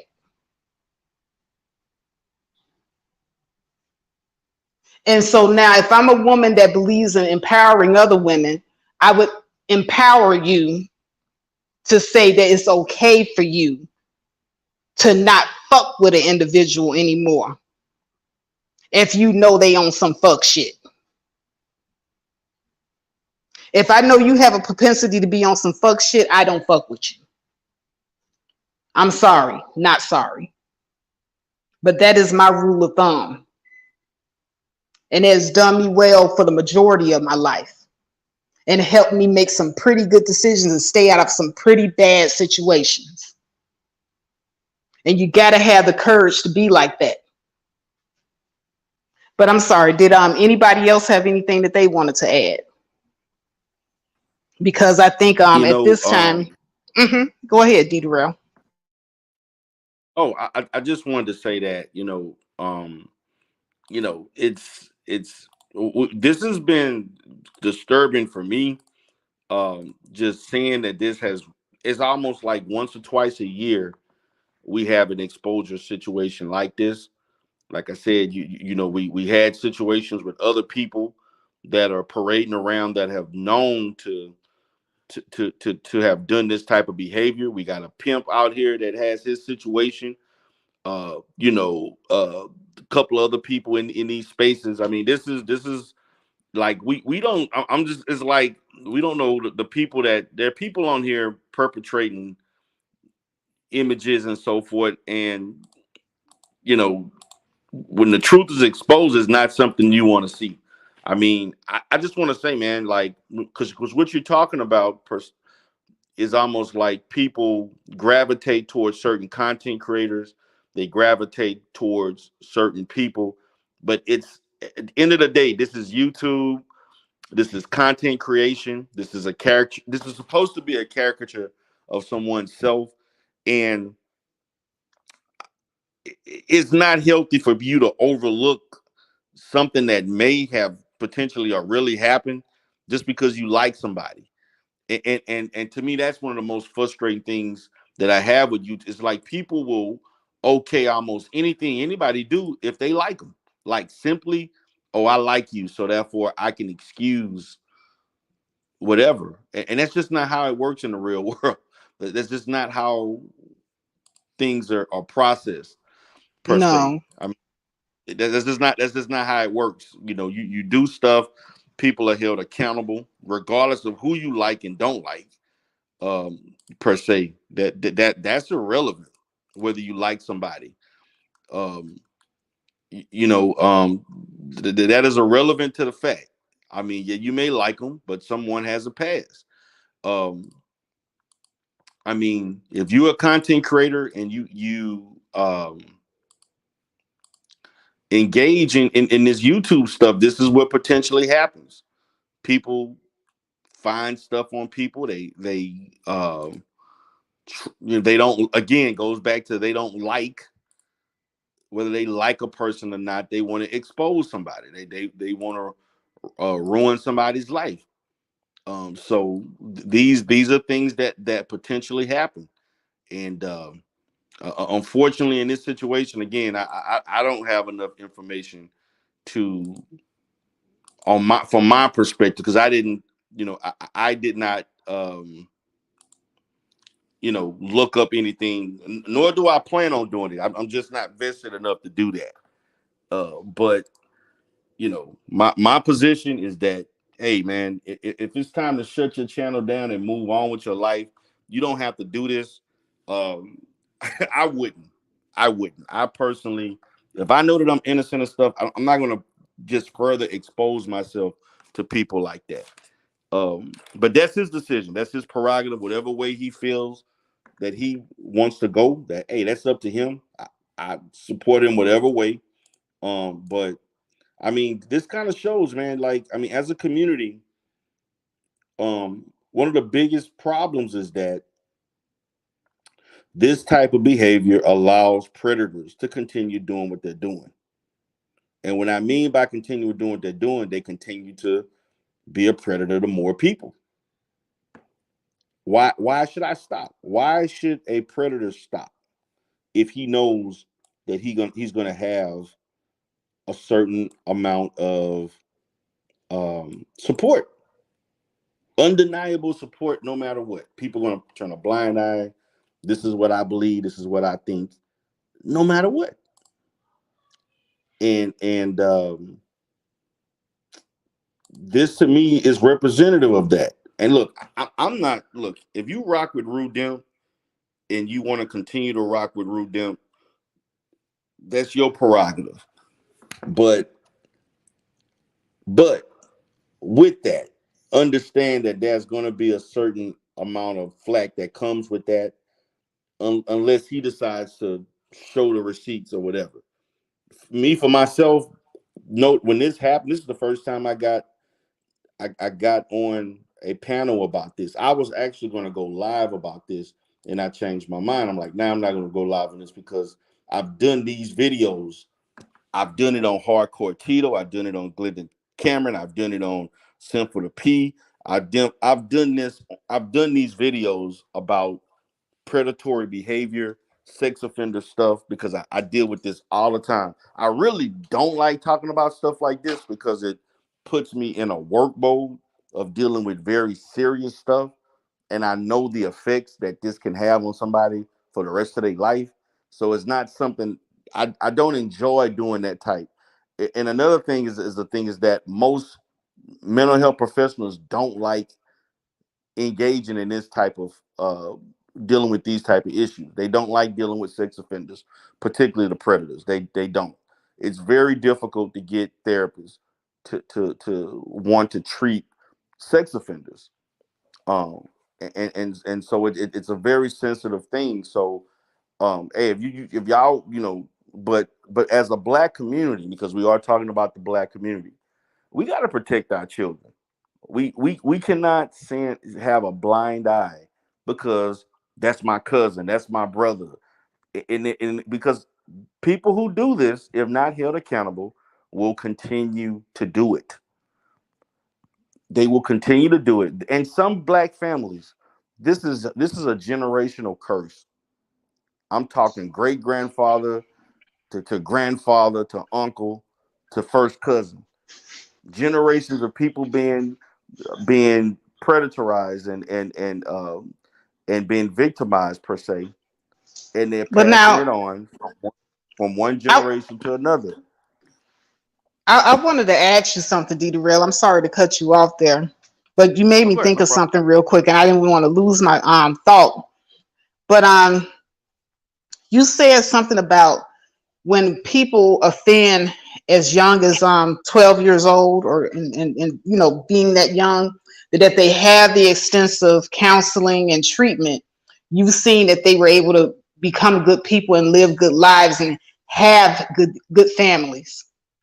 Yeah, So it's a 50. It's a 50 to 50 or more chance. based on them getting the proper treatment and support. Okay, but how would you know if a person is quote unquote moving forward in a good way from something like that? Well, I'm gonna say this: it's no way that anybody could 100% know, because you just can't 100% know. But what I have seen is that this is how I determine it. Um, a person who had this who engaged in this type of behavior will go out of their way to prove people throughout their life and overcompensate to family, to friends, whoever they hurt in their process, uh, deep into their adulthood for things like this. That they're going to be remorseful. They're going to, try to go about doing things to show that, hey, this is I was a kid. I made mistakes. They're going to feel remorseful and guilty about what they did and try to, particularly the victim and the family or people that felt ashamed of them for what they're doing, to kind of make this erase or to erase this label that they have even deep into their adulthood. The problem that I see and the difference is those that don't rehabilitate, they continue to do this behavior. And not only do they continue to do this type of behavior, but they also don't function well in relationships that they get into, and they use sex they use sex in ways to control and manipulate and things of that sort. They misuse sex to harm other people, even if they don't engage in a predatory behavior towards a minor or something like that. People who carry that mindset misuse sex and mistreat others in relationships and so on in a way to only benefit themselves. So they're still being in some way pathological and kind of a deviant in some form of fashion. They in some way that they'll continue that behavior, and it don't always mean continuing to to attempt to have sex with someone and exploit them or force them to do it. It could be in ways of uh, overly over usage of porn, addiction to porn, going to strip clubs, type things like that, avoiding relationships where it involves you caring about someone, showing empathy towards others, having what I would say all types of strange type of fetishes that are kind of off the wall per se, kind of like R. Kelly had all types of crazy fetishes, the stuff that he was doing, the filthy stuff that he was doing. And so people that don't change, they in some way still still engage in some type of deviant behavior. So you hear that, ladies. So if you run into a man that exhibits this type of behavior, he's using sex as a tool to control. He's manipulative. He has all types of weird vices. You might want to run in the other direction because that's somebody that has gone through something and they haven't healed. But commendable K, did you want to also answer the question that I posed earlier to D Darrell? Sure. Sure. First, I want to say we collectively are more than likely going to just move on to the next flavor of the week after all this is kind of blown over, because collectively we value children, not childhood. A child knows if he or she has done wrong, and they'll try to hide what they've done to keep from quote unquote getting in trouble. It's the same way with predators. They know what right looks like. They just make a choice to not do what other people are doing. That's considered normal.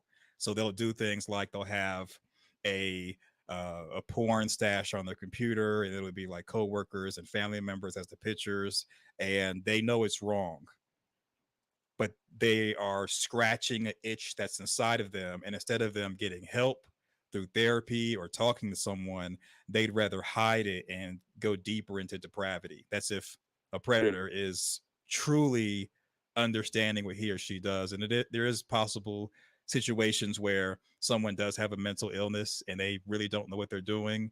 But I think when it boils down to it, the focus really shouldn't be on if someone can control themselves or not. I would say we have to go off of actions such as hearing things like someone playing the what if game to justify stuff. So, ladies, you'll be on a date with someone or talking to a guy, and he'll say, "Well, what if the guy is 20 and she's 13? Girls mature faster than boys, so the 13-year-old is really 15, and boys don't mature that fast, so the 20-year-old is really 18. So really, the 18-year-old with a 15-year-old. That's just like three years apart." Or they'll go into another what if game. Well, what if this? What if that? How about this? How about that? And they'll keep playing the what if game to try to figure out what is okay with you. Because once they find out what's okay with you, that's when they find the chink in the armor and can take advantage. So if it's a conversation that you're engaging in and it just feels weird, I got it. You might be happy with this person. He may make you laugh, may make you smile, may make you feel good, may cure your loneliness. But the what if game, the uh him, you talking to him about his childhood and he just kind of lets it slip. Oh yeah, I had sexual relations with an adult woman and I didn't see anything wrong with it. You should be asking, well, did you go to therapy for that? If he's like, well, I didn't see anything wrong with it, I'm good. And then he's very promiscuous, very sexual as far as his conversation, chances are that molded and affected his thinking. But you don't know for sure. These are just warning signs. And so one thing I would like to say, kind of respond to what Dieterell was saying previously. In my opinion, there is no shutting down and moving on because mug shots and pictures have been associated with doxing and have been associated with accusations. So this negative mark is going to follow Rudemp like a shadow. It's going to follow him. Whether he leaves social media and never comes back, let's say today, it's gone real life. This is beyond YouTube at this point because his real name and address and family members' names and information has been tied to his YouTube channel, has been tied to these accusations, and has been tied to the drama community, the drama part of YouTube, Black YouTube. So this is bigger than just having fun on social media. It's bigger than that. That's just my opinion. That's the reason why I mentioned Harris County Juvenile Probation Department. They have sealing guidelines. A court can open sealed records if you ask them to, and that can be presented and that can clear names. Because if not, like 5 years from now, you type in Rudemp, you type in his real name, and all the stuff's going to come up, and there's going to be like, this might affect him wanting to be married in the future. Let's say, just being hypothetical. Let's say his children get older, his name is typed in, and all the stuff comes up. And you might say, well, if he goes to the website and removes it from the website, what about that? That doesn't change the videos that have been made, the commentary that's been made. What goes on the internet stays there forever. It is what it is. And so a lot of times things that I've seen as far as women is kind of like Medea's Family Reunion, where there's a woman, she's desperate. She wants a husband. She wants somebody to be a provider and a protector and all that. But she was messed with while she was young. She didn't get therapy. She didn't get help. And now she is allowing the man in her life to assault her daughter to keep him in a marriage. And now you might say, well, that wouldn't be me. That couldn't be me. But it might be your friend. It might be a family member. And the best way to prevent yourself from even being close to a situation like that is to look for warning signs. Introduce who you're meeting to your family members and your friends and get their feedback, and overall protect yourself. Outstanding. Outstanding, guys. Okay, so I was looking out into the comment section and I happened to see Linda Anderson down here to working in the chat. Boy, she been skipping and twerking and doing her dance. She says, talk about these black women predators. Okay, Linda, We did. your wish is my command. We gonna talk about these black women predators that sit up here. I think CK called it Big Mama. Big Mama that kept the family secrets. Big Mama was a predator. Did y'all know that? Yeah, the kids wasn't safe around Big Mama. Because see, if JoJo, Uncle JoJo, was touching the kids, Big Mama went and she cussed JoJo out and told him, don't do it again. But she also told you not to say nothing. Yeah, Linda, let's talk about these black women predators, shall we? You see, you don't want to talk about that type of black woman predator because that may sound a little bit too familiar, right? But that's mostly what we are dealing with in the black community. We're dealing with those type of black female predators. So, I mean, I thought we did mention. I don't know when she came in, but I just want people to understand a female predator is no different as far as, again, the strategy, the grooming. They do the same things. It's really no different. The only one difference is that a male predator may use force, physical force, and that's the only glaring difference as far as the grooming, the psychological manipulation, and the use of certain things and targeting. That's all done the same regardless of gender.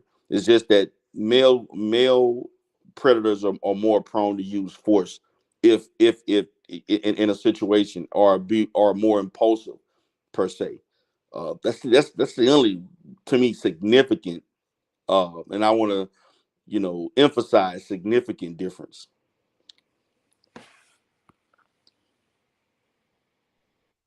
And thank you, Dita Rail. And Dita Rail did talk about all predators earlier, but I guess, because we are talking about Rudemp, and Rudemp is a male, he's not a female.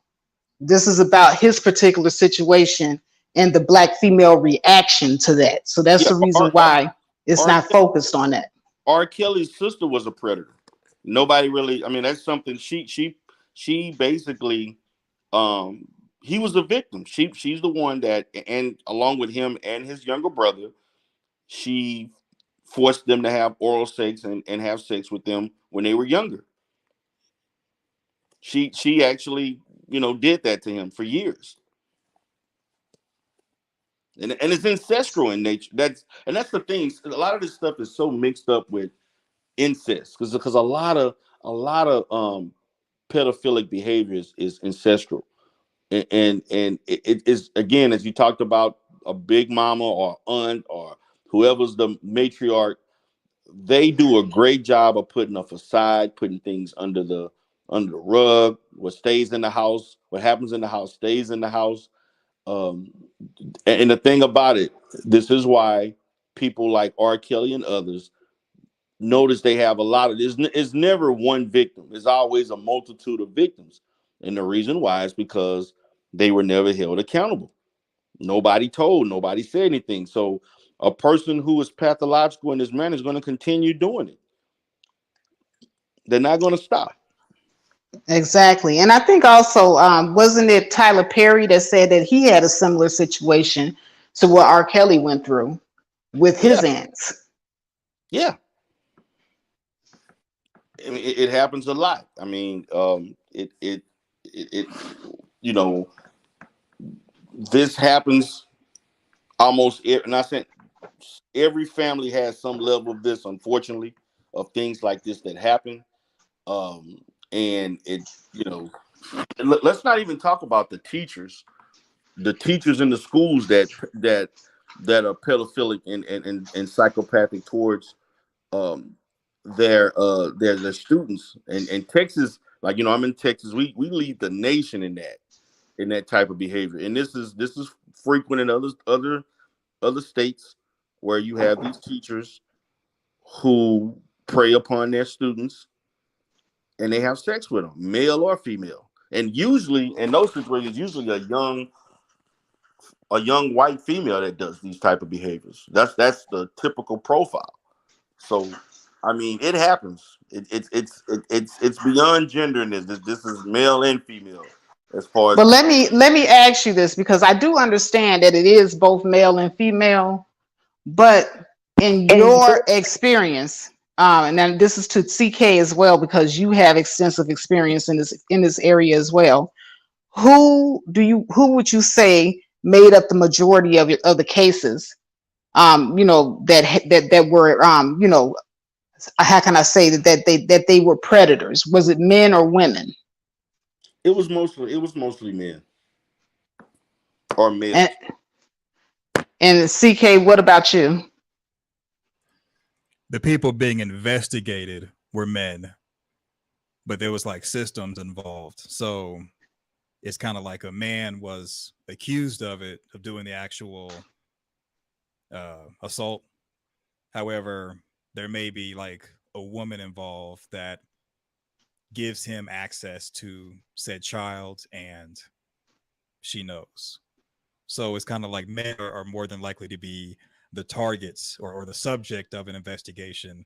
However, um, when you take a deeper dive, a lot of times women are just as bad as the men. They just are not doing the actual abuse, but they're facilitating it or looking the other way. Exactly, and that's the reason why I explained it the way that I explained it, because I can only go by my actual experience with dealing with the Black community. My experience has always been that there's always been some woman that knew that this person had a problem, but she kept the family secrets. And so when your kid went over to their house to play and your kid came back acting funny, you didn't know what was going on because she didn't say anything.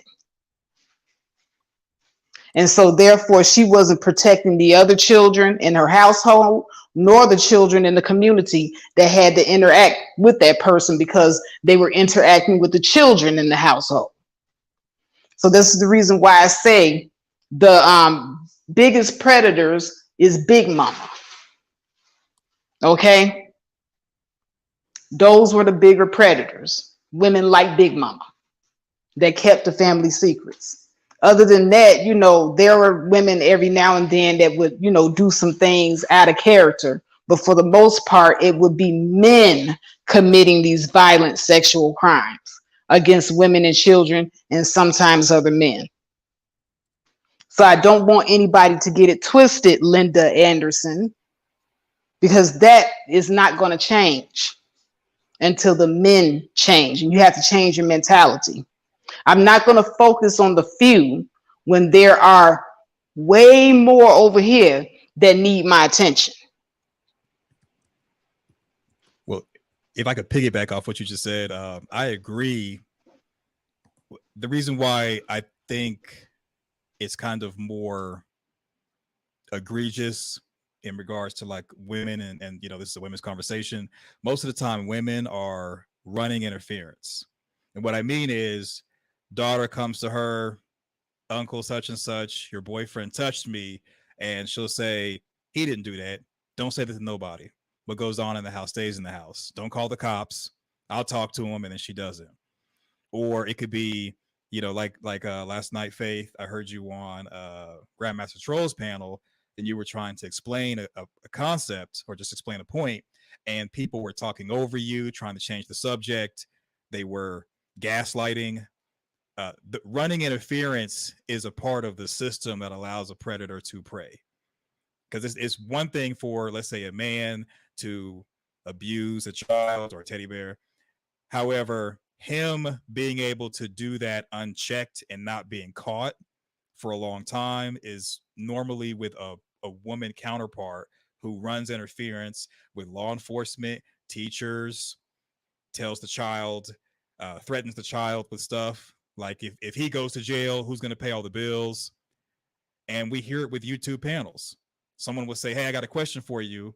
They're asking the question, and here comes someone bulldozing in, trying to yell, trying to somewhat groom even audience, using using what if games, fast talking, grandstanding, and it dilutes conversations, both in real life and online.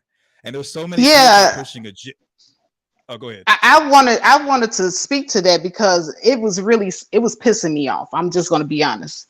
I'm up there. We're trying to get to the bottom of what's going on with Rudem, and you got people like AJ and what's his name, Jalen, and the other guy. I forget his name. Well, anyway, the guy that kept Right. camming up. You know, it was Leonard pissing. Croy. Yeah, Leonard was really getting on my nerve. But that AP guy was worse than Leonard. I don't know who was worse between the two of them because they kept bickering back and forth, and it seemed like they was in cahoots with each other.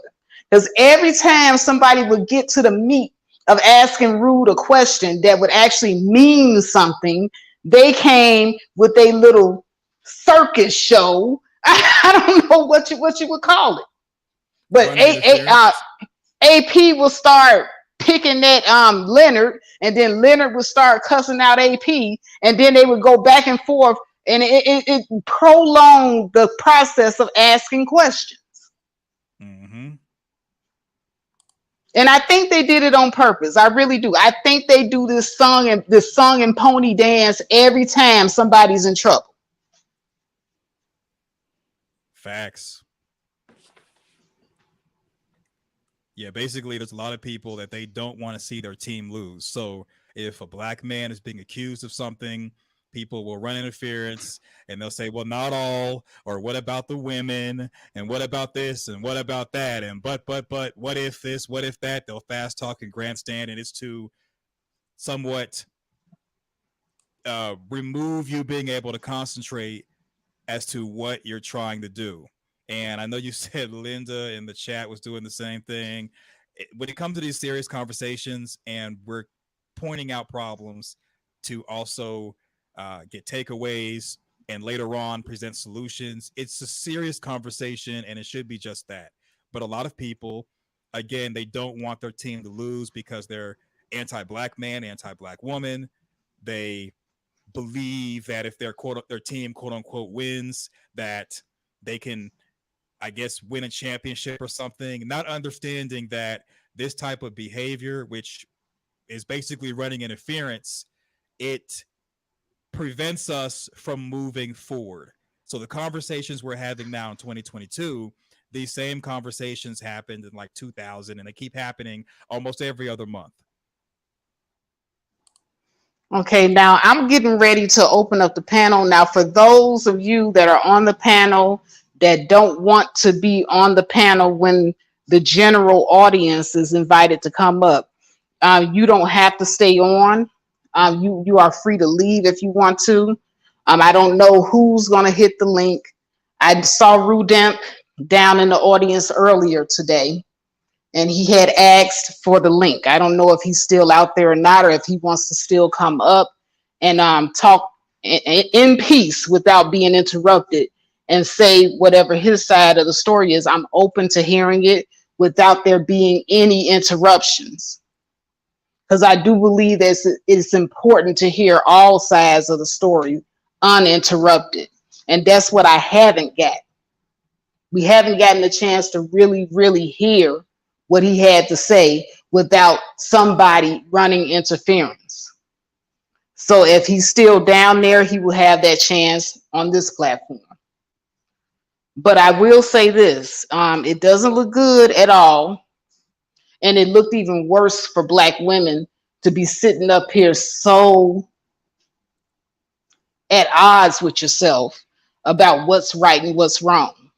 So that means that if some of you have children and a man that have similar credentials to what Rude got going on with his rap sheet comes into your life, because he bought your kids toys and because he took you out to what you think is a nice restaurant and showed you a good time and banged you up in the bedroom, you're going to be conflicted.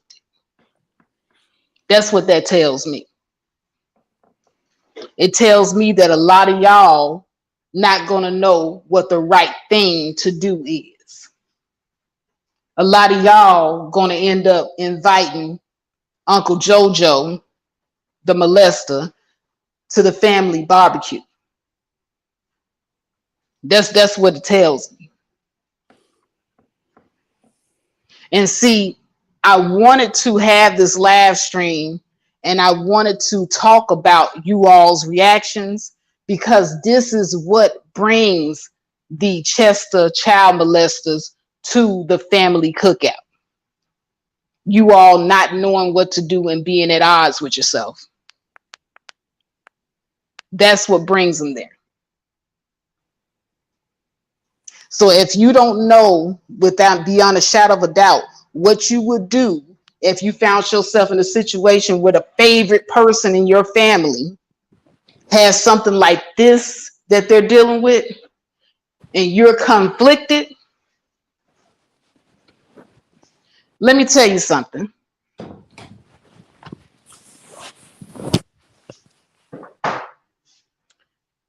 I had a best friend who I grew up with.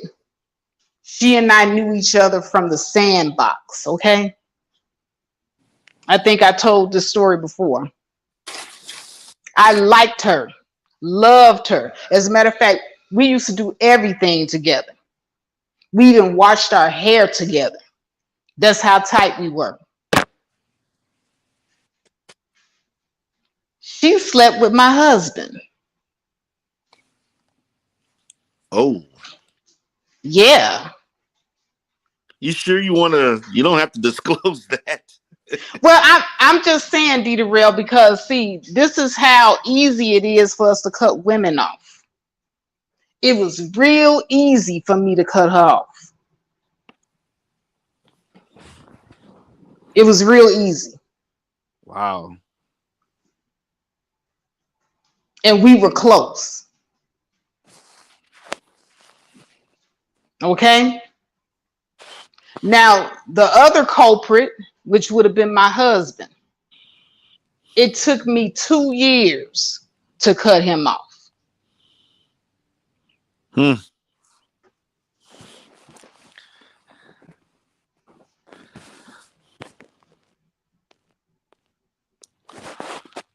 So there's definitely a disconnect with us women when it comes to our cutoff game with men that cross us.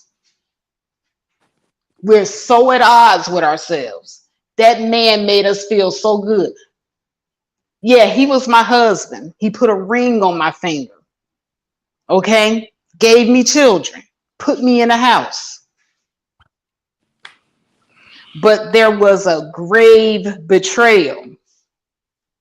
And I should have put his ass out first.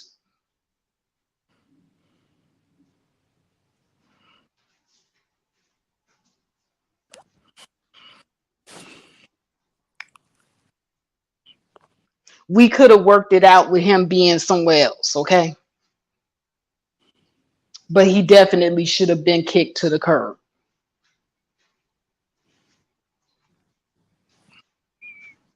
Black women, we have got to up our cutoff game.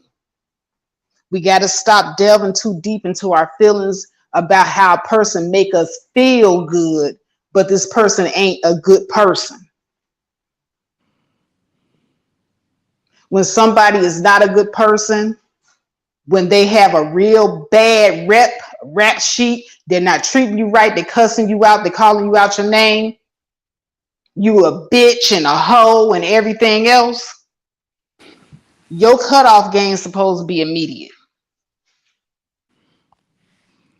And that's something that I see missing, especially from the Black female community.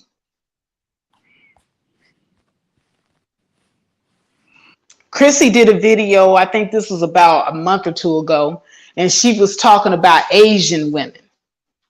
She was talking about how Asian women, the Asian men, dog their women. And so I didn't know what she was talking about, so I had to do a little research. I didn't know that Asian men used to go around beheading the girls and killing them, and they was selling the women into prostitution. They dogged the hell out of their women over there. Now I understand why Asian women are the number one group of women that date out. And those women, they say fuck those men so fast because those men have abused them. They don't take the abuse. If they can get into a better situation, they don't think twice about it. And we got to get on that level as women. How desperate are you for attention that you can't see past somebody's flaws?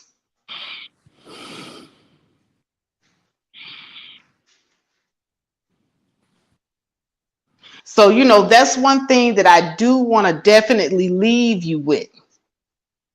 I don't want Black women sitting up here looking at these men thinking that, oh my God, this is my friend. Oh my God, but he made me feel so good. This is my homie. We tight like that. Then you be sitting up there looking like China White was looking over there at Reg the bad guy and Bomb Cherry sitting up there trying to justify. Then she take the video down. But you know how I am, D the Real. I know.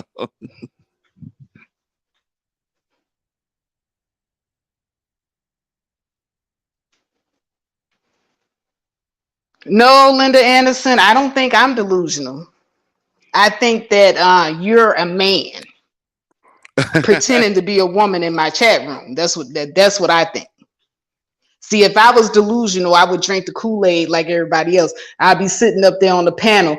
But he was a baby. He was a kid himself. So it was all right. It was all good. See, that would be you. That ain't me. See, that's the difference between you and me. And ladies, when I talk about my better class of women, and when I told you guys that you have to make a separation, here's another example of making a distinguishment between yourself as being a lady and being honorable and distinguishing yourselves from the dishonorable and the despicable. This is what I'm talking about. This is what I have always tried to tell you, that it comes from within. Being a better class of woman comes from within. So if you will sit up here and fall for a man's charm and a cute smile, well, then you need to go back to class. That's all I got to say. You got a long way to go, baby. Especially if you my age and older, or you're in your 30s and you still falling for this type of stuff and you got kids. I'd like to chime in if it's okay. I'm not sure if you were. Oh, no. Go ahead, Commendable. Go ahead. So Mama Rain says nobody talked about the 6-year-old girl. So because it was said that, like Shaggy, it wasn't me, there was no information about the 6-year-old, whether it was male or female, race, family member or not. We don't know anything about that, which is why I wanted or recommended that. Okay. He's on the panel, so I'm going to go on mute.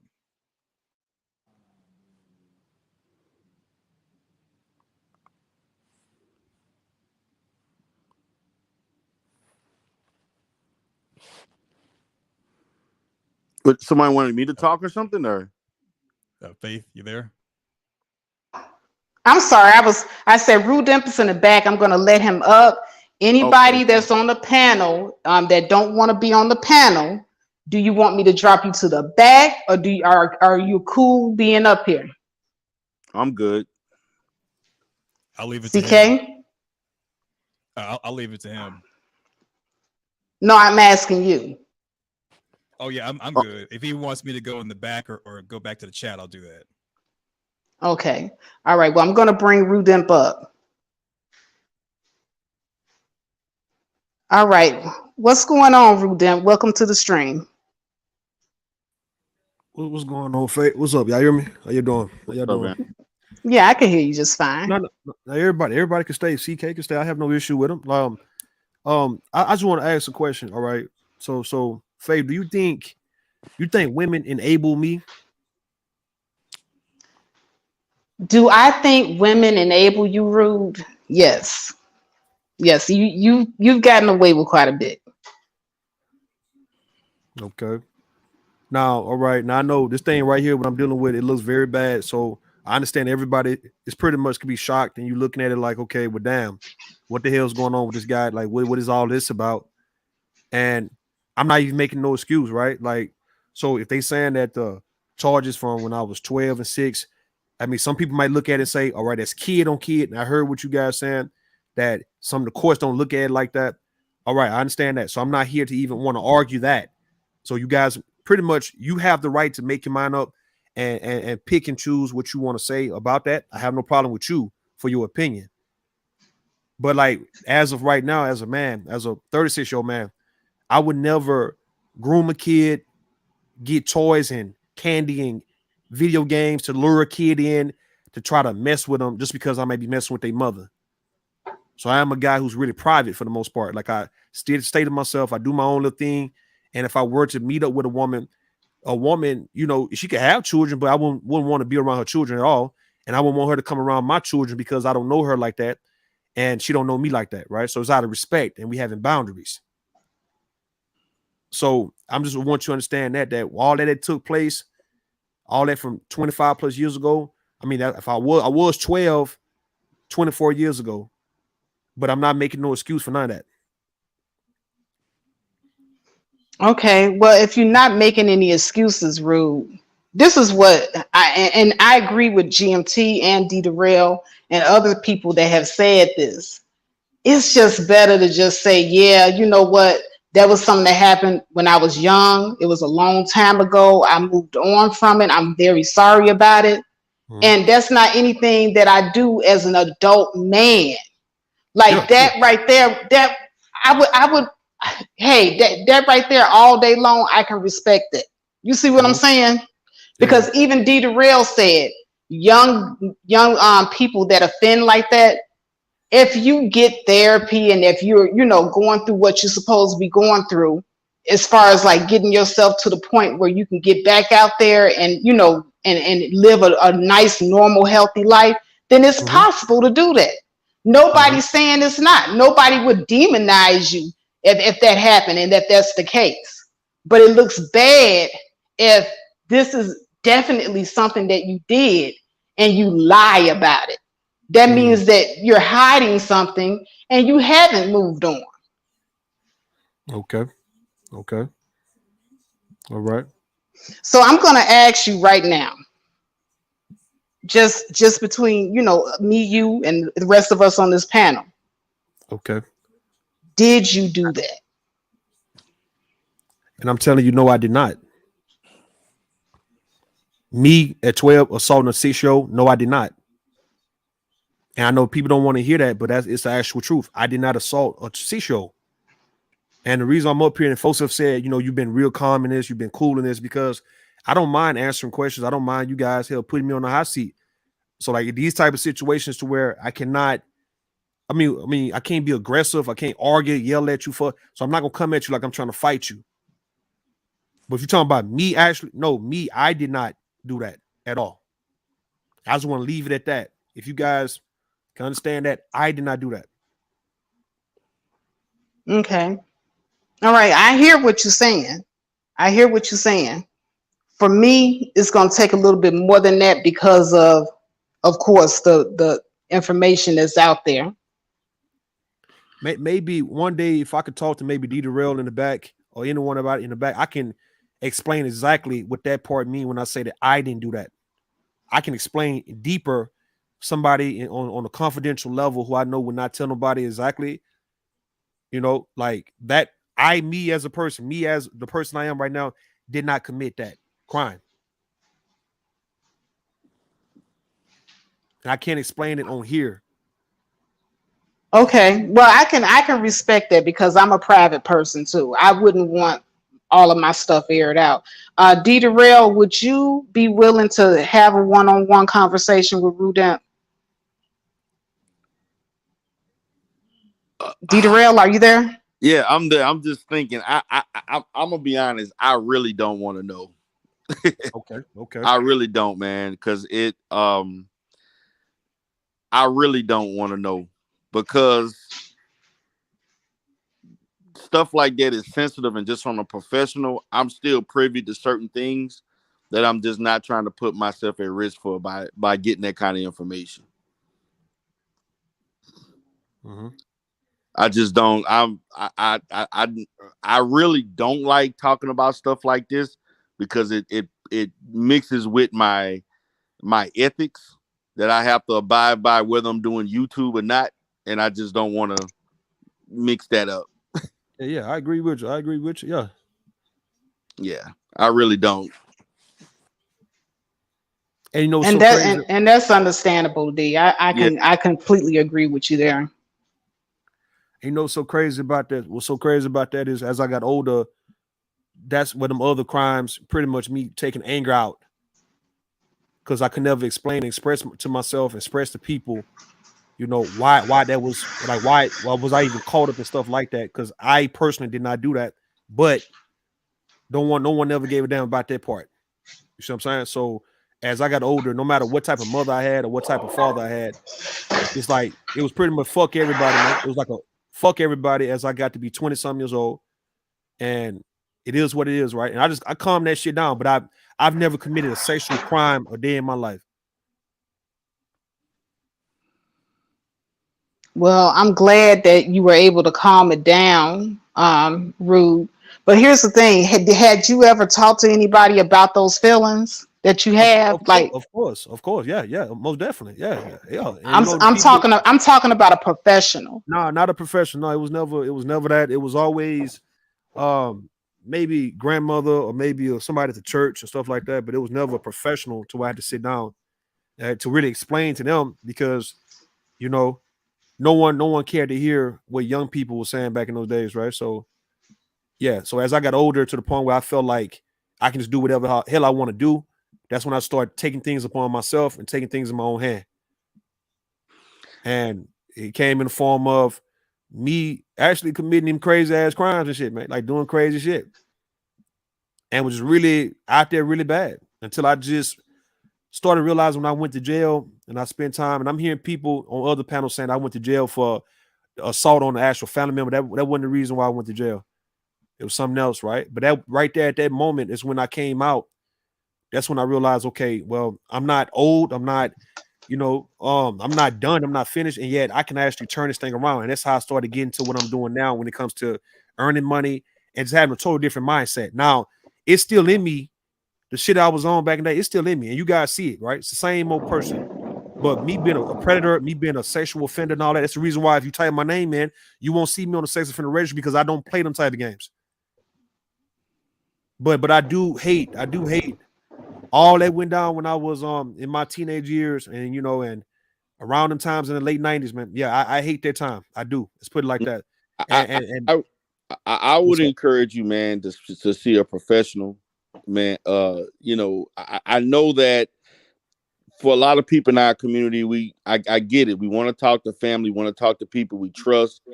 Therapy is not a glamorous thing to go to, but it is needed, man. And it took you having to do a lot of that to get to the point where you realize you didn't have to do it.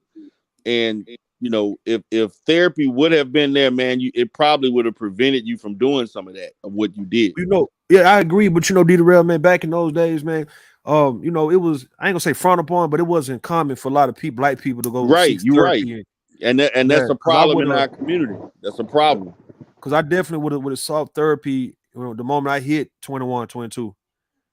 Like I would have definitely would have sat down and talked to anybody, right? Really somebody. Me personally, I like to talk to people older, right? Like you got to be at least 15, 20 years old to me, maybe 30. I like to sit down and talk to man or woman. I just always had an affinity for older people You know, like when I was coming up, I had a older lady who I consider to be my grandmother, and I always just loved her. I always just been up under her. Like she can give me do anything in the world, and I would do it for her, right? So it was always older people. My mother and father were older, so I just had a thing for older people. That if I can just sit around you, man, I just want to learn whatever the hell you know, and just tell you whatever the hell it is that I got on my mind and my heart. And yet, maybe it would have been a little different if I would have had like somebody older. Like maybe when I was in my 20s, somebody around 40 to 50.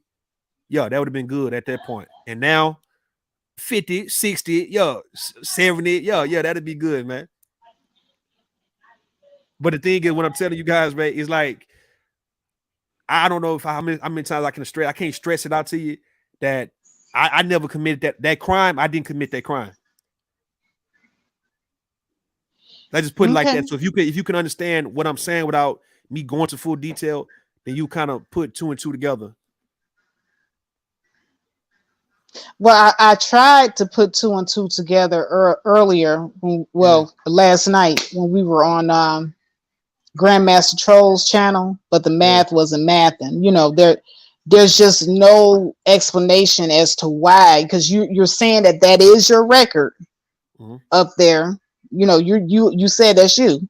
Those are your family members, and everything is right on that record except for two things. Yo, And I'm just like, okay, everything but those two things. Okay. Well, He's Grandmaster Troll basically told saying me he took the fall for somebody. that's in so many words, but I never had to register as a sex offender. You see what I'm saying? Like that's the part I want people to understand. Like I never had taking the fall for somebody and had to be quiet about it to where I wanted to deny that. Like I always wanted to deny that when anytime they would come up, I would just deny it. Like, man, that wasn't me because I didn't do that. And the person who I took the fall for, they wasn't no adult at all. And they was a little older than me, put it like that, right? And I was the one who just took the fall. And I couldn't explain that to nobody yesterday or the day before because it was just too, I didn't got used to saying, you know what, that's not me. That wasn't me. Because I actually did not do that.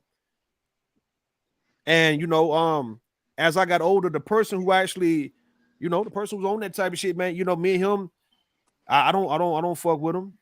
I don't fuck with him. It got real. It was real bad to where, to the point I probably wanted to kill him. So I stayed the fuck away from all of them. It's a can of worms opened up because instead of saying I took the fall for someone, you just said I didn't do it. So that means the charge is valid. Because earlier when I was suggesting maybe you should unseal your juvenile records to prove that it's not going to be on your record at all, based off what you're saying, the record's there. You took the fall for someone, you just didn't do the crime. And I talked to people about getting all that expunged, and yet, that should be, it's in the works right now as we speak. I just never thought, I never thought about, getting it expunged years ago. But yeah. But here's the thing, isn't it going to be kind of difficult for you to get that expunged, because that would mean that the person that actually did it would have to confess to it, and then they would have to actually be brought to some sort of justice for the crime. I mean that's if I don't know if it's like, I don't know, statute of limitations based on 20 some years later, maybe so, maybe not. But so I'm just telling you guys, it was kind of hard for me to acknowledge that because I've always, as I got older, never acknowledged that part. I never acknowledged that actual thing because I knew, man, I didn't even do this shit. And here I am. You see what I'm saying? So wow. I don't know. I could not take the fall for anybody, because it's on your record now. It's something that you're answering for right now at this point in time. And that's what I didn't know back when I'm that young, hearing this, no snitching, or, trying to stand up for your people, or trying to be brave or tough or whatever the fuck that is. Well, what the fuck that mean? You don't understand that the how it can hurt you 20 years later when you actually in your 30s and stuff, how that can actually hurt you. So it's like, okay, well, I would never make no dumbass mistake like that again. That's the reason why I can never do that for a man or anybody now. Like anybody who commit a crime, you got to take your own lick, man. I can't fuck with you like that. I could never fuck with you to where I'm going to sit down 5 years for you and you scot-free, and you're not going to ever really make that shit right. So I think I agree with Derail at this point, because based off what you're saying, this is more damning than it was last night. That's why I said you shouldn't be, man. I would brother, I feel you on this, but you don't owe anybody an explanation on this, man. I Yeah, was that's shocked. why. That's the reason why. That's the reason why I want to say it is now. So whoever listening, they can kind of understand. Okay, rule. This is the reason why rules is denying it because he never wanted to acknowledge that because he really did not do that. Yeah, Like he did but not do that. Yeah, but it Yeah, it's you're on. No, protect- it's on it. No. I'm not sitting here acting like I don't understand what you guys are saying about how it looks. It looks like that. You're right. So I'm just telling you no, the actual it truth. sounds And like yet, you're protecting a predator now. Like no, you, not like right now. someone. No, not right now. Not right now. Well, No, I'm back not. No, then, but even now, you're not saying who actually did it to clear your name. well, I You don't can want to say simply the just name. tell us If what I were to happened. if I were to go into the whole name thing, it would be actually in real life. We would actually address that in real life. But on here, I don't want to Right, call no one name on here. you're I'm not protecting no one. protecting Go a ahead. Go ahead. predator. I You mean, say you're what? protecting a predator. Someone actually did something with the 6-year-old, and let me know if I'm being too much rude. You know, No, tell me to shut the fuck Go up, hard. and I'm Go hard. You gonna. got it. So You got it. basically, you're saying you have knowledge that someone older than you were back then actually messed with a 6-year-old. Mm-hmm. So you have knowledge of this event. You've been saying you don't know nothing about it. It wasn't you. So now that you've revealed that you have knowledge of this event, you took the fall for someone, that means an actual predator did not see justice and you're still protecting him or her right That's now. why. That's why I wanted to. It's like and it's crazy. This shit sound. Man, I always wanted to deal with deal with the person myself. I didn't want to necessarily. It just sound fucked up, man. It just sound ghetto and It ratchet. But I does. always, It sounds worse than what it did before you came up here. yeah, I'm just saying this man to man. It yeah. just sounds like you're protecting someone else and that someone who actually hurt a 6-year-old is allowed to continue to hurt other people more than No, likely. he's not. And No, he's not hurt. No, he's not hurting nobody. He never. Nah, so is he no. is he so is he deceased? Nah, not right now. No. So is he incarcerated? Well, he was over something But he's different. out. But So he wasn't. I haven't spoke to the guy. I haven't been around them people in 10, 11 years, man. I haven't been around them at all. Yeah, exactly. So you continuing to hold the secret and cover for someone, this guy could be going around hurting people, hurting other 6-year-olds. You could put a stop to it or do something by using social media and the power you have in front of you, yet you're sitting on your hands choosing to do No, nothing what happened? out of some nobility. No, what happened? Like, actually, this is what happened now, right? I've told some people in the family, so people know. A lot of people in the family. I don't know if everybody know, but some people in my family actually know who it was. They know the person who actually was on that. So therefore, that person is not doing anything that's not going to be, accounted for eventually. But I understand where you're coming from. It's like me, I'm the one who's protecting him because I haven't even brought him to justice, let alone I haven't brought justice to him. He could be hurting people who are not related to you and your family. Right. Mhm. And He could be doing this to other kids, and he could have been doing this to other kids while you were being punished for his crime. That person that he was hurting while you were being punished for his crime, he probably continued to hurt that person. Mhm. and now he may have more victims. And he's just walking around. See, this is the thing about the Black community. We know what right looks like, but we're choosing not to because snitches get stitches. What goes on in the house stays in the house. Believe me, I know. No one up here is judging. It's just that based off what we're hearing, this situation has got much worse because there's someone out there who truly is a degenerate, truly is a monster who likes prepubescent individuals and is allowed to continue to run amok and harm other people and create more victims. And you have the power to say something, but you're wanting to not say anything, and while you're sitting on your hands, you're indirectly protecting this person. I'm gonna go on mute. All right. Well, I do want to go ahead and welcome Chaos Rain onto the panel. And what's going on, brother? How you doing? How you doing? How you doing? Faith. Been a while. Just listening to some old '90s hits as I was listening back and forth. Damn. A lot of reactions, man. It's been an interesting week. I don't want to go into divert topic. Sit back. What's good, Rue? What you got in yourself? What you got in yourself into now, Rue? Like we gotta be talking about too. I haven't. No shit. I haven't got myself into nothing. Yeah, just me getting doxed. That's it. Yeah. Again? I mean, shit. It's really my first time actually getting doxed. Like they whole actual government name, what you look like, that type of docs, my dude. Yeah. Damn, you must do something, man, to make somebody go out the way to go find you actual thing, man. That's not good, man. You know. Mm-hmm. Okay. You can go, hey, is that commendable K? Man, he look like he all got suited up, booted up. Yeah. Up top. What's good, commendable? Yeah, that's CK. Yeah. Yeah. Man, walking his Kevin Samuel look. No joke.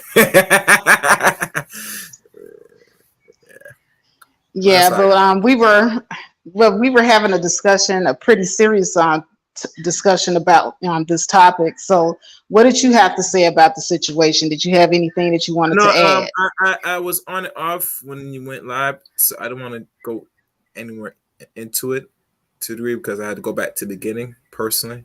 I just saw D-Darrell and then Rude came up, his Rude title on it, so I think he was defending himself. But I don't have much to add on right now, Faith. Personally. Okay, well, I'm gonna drop you down because the situation is pretty serious, and like I said, I want to give Rude a chance to genuinely get out things that he want to get out his chest. Okay, I'll jump down. Thank you. All right, thank you so much for coming up. All right. Yeah, Rude. I agree with both Commendable K and D-Darrell in this situation. Say less. What's going to end up happening is if you keep trying to justify, because I asked you if you did this, you said no, and then you said why is no. That's perfectly fine. Stop right there. Okay. I wouldn't go any further. What I would do though, if I were you, whoever did do this, if what you're saying is true, you need to go ahead and hold that person accountable. And the reason why is because that person needs to be held accountable. This person is not a good person if they allowed you to take the fall for them for so many years, and now you're sitting here having to answer for something that you didn't do. Okay, according to what you're telling us. So if you didn't do it, then you would need to go ahead and get that fixed and resolved. But I wouldn't be jumping on no panels, firing up no live streams, or doing none of that stuff until you get that fixed. Because this looks bad.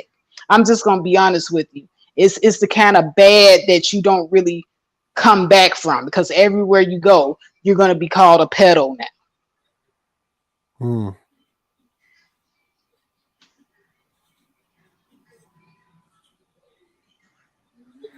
And I wish I had something better to tell you, but that's just the cold hard truth and facts of the matter. Everywhere you go, like you can go somewhere to like a friendly channel where people vibe with you and they kick it with you. Eventually, if those people open up panels, there's gonna be people that don't vibe with you and don't kick it with you like that. That's gonna end up on them panels. And then that's when you're going to end up being the pedo all over again in front of everybody. So you need to clear your name if you're going to continue to do this. But like D-Darrell said, cash in your chips, take your channel down, go underground until you can get it straightened out. Unless you don't have a problem walking around and having this hanging over your head. No, I got a problem. So I agree with you and Commendable K and D-Darrell on this one. Y'all. I never thought about doing it like the way you guys. There's always one. I always had a plan on how I was going to take care of that. Yeah. I hate it for you, but No, you ain't got to feel. I don't want you. You ain't got to feel sorry for me at all. Please don't. But see what you just said, right? Is something I probably need to hear when I was like in my 20s. Cause that's not how we was raised up. We weren't brought up on some reasoning and you just being a little logical and you actually doing things the right way because you get certain labels for that. Hell, you actually, snitching, you telling and you doing things the proper way, the right way. And it's like, okay, well, damn. Hey. But here's the thing, I do agree with you on that. There is a stigma in the Black community for Black people exhibiting excellence. What you're talking about is exhibiting excellence. So like, say for instance, if you're not talking slang, but you talk regular, proper English, yeah, the Black community gonna exile you for it. If you come home and you got all A's and B's on your report card, the Black community is going to ostracize you for it. So, it's something that we have to, in this generation, break that curse, because we have it bad as Black people of not wanting to see other Black people exhibit Black excellence. And you got to make it up in your mind whether or not you want to distinguish yourself from the people that want to be the poo putts of the world and the poo putts of society, or do you want to exhibit Black excellence? And you have to make that up for yourself, Rude. Because each and every one of us have the opportunity to do so.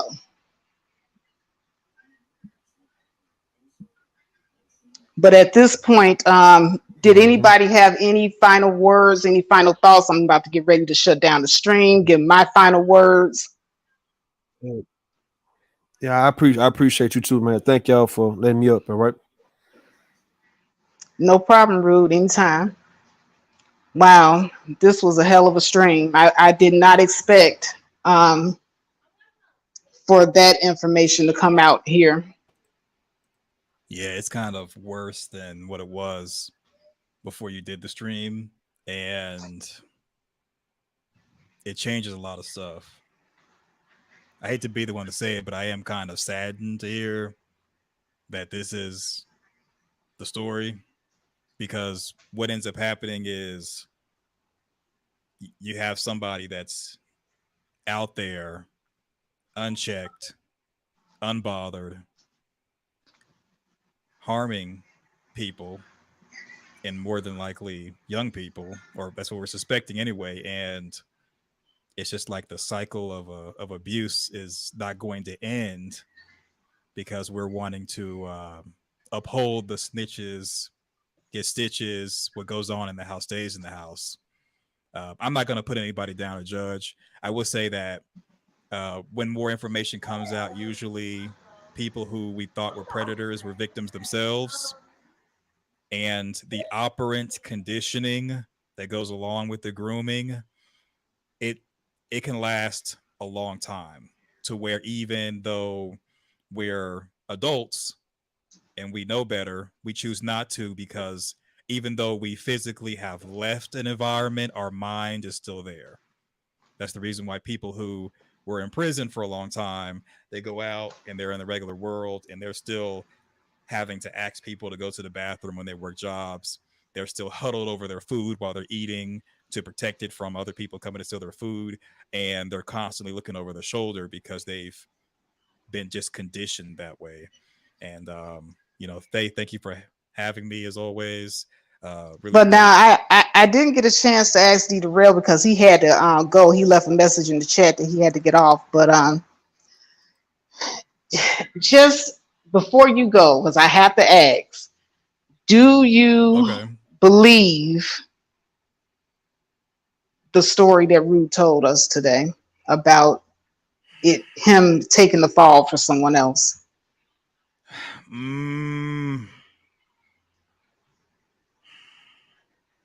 So you put me on the spot, Faith. I'm going to put myself on the spot too. I'm definitely going to put myself on the spot. And I'm also going to put the audience on the spot. Put a 1 in the chat. Do you believe that Rude took the fall for someone else? Or put a 2 in the chat if you believe he did it. 1 for he took the fall for someone else. 2, he did it. So me personally, in my experience as an investigator, This type of stuff is just it's what someone does when they're trying to save their skin and there's a preponderance of evidence. The story has, and Mhm. I'm just going to explain it. The story has changed so much. And earlier I was listening to House of a Bomb, and they were focused on attacking the website. The website has inaccuracies. The website doesn't have all the information. Someone said they put their father's information in. Some stuff came up that wasn't supposed to be there, and vice versa. Everyone's attacking the website, and then Rudemp is saying, "I didn't do this. This was not me." So this whole time, if this what he just said on the panel was the story, he could have just said it instead of saying, "I didn't do this. It wasn't me." He could have said, "I took the fall for someone else." So now it's like he knows this crime took, based off what he's saying, this crime did take place. It's just that it wasn't me. Usually, and this is just from my experience, usually when you have someone who takes the fall for someone else, they're able to take a fall because they were involved and they just don't want to say someone else was there with them while the crime was taking place. I'll say it again for those that missed it. Usually, when someone takes the fall, what it really means is two people were committing the crime, or one person was committing the crime, the other person was there. Someone got arrested. Instead of telling law enforcement or whoever, this other person was there and they're the ones that did XYZ, they say nothing. So, based off what's being said, it still can be a situation where he's guilty. It's just that instead of him doing the abusing or doing the abusing by himself or someone else there, that he didn't want to reveal. You see what I'm saying? So for me, it just this right here is a preponderance of evidence to where there definitely was guilt and there's no going back. Damn, So CK. You know what? I never thought of that. See, this is the yeah, reason why CK is valuable in this space, y'all. I'm Can okay. we agree? No, no, no. You No, are very valuable. I tuned into my enter the faith factor and I just added the faith factor to what I was saying. So this is not me talking, it's Faith talking to me, but you're too kind. So Faith, I gave my explanation on what I thought. What do you think? I know you said earlier you think he did it, but do you think like okay, just what are your thoughts without me continue to ramble on? Well, see, before, I'm going to give you my thoughts before you gave your thoughts. I still think he did it. Right? I mean, call me, what do you call it? Not, no faith, faithless, what they used to call me.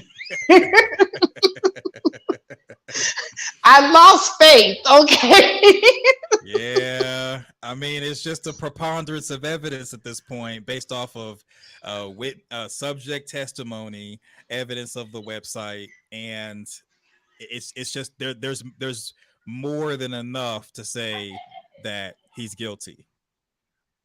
It's Yeah. just more than enough. Like before this live stream, we could have danced. It could have been some tap dancing and whatnot, but what was said on this panel, it's more than enough to say he was involved with the crime. He just didn't tell on the other person. And that's the quote unquote taking the fall. So he could have been in the room or in the home, or he had knowledge of, and he got arrested. He didn't want to turn on someone else and say that they were there doing it or they were with him. And he took the pinch. And even now, he's not wanting to come forward and tell his story because the statute of limitations have exceeded. It's probably exceeded in every state. There could be a Me Too situation, but he's not identifying who the 6-year-old was. So we're literally talking about the other person just saying, "Hey, this did happen, but I didn't do it. This other person did it. Here's the story." And so, because he didn't want to come forward with it, I still think that there's some shame there. And I think even if he would have talked to Dieterell one-on-one, in my opinion, it still would have been kind of like dancing around and not really coming forward with the whole story. And it's a very messy situation. And it just shows you how quickly things can go from it starts off with a little bit of smoke, and now we've gotten to some fire. Yeah, I agree wholeheartedly because um And not even remorse for the victim. That's the part that really that's bothers the me. part that really bothers me too. Like I think about even with his new revelation that he took the fall for somebody. And shout out to Charm City Assassin that said that he read the chat. I guess somebody might have suggested it in the chat. And so he took this, he might have taken that Mm. story and ran with it. I didn't see anybody post it in the chat. So but Charm City says he casually reads the chat and comes up with that explanation. So Well, okay.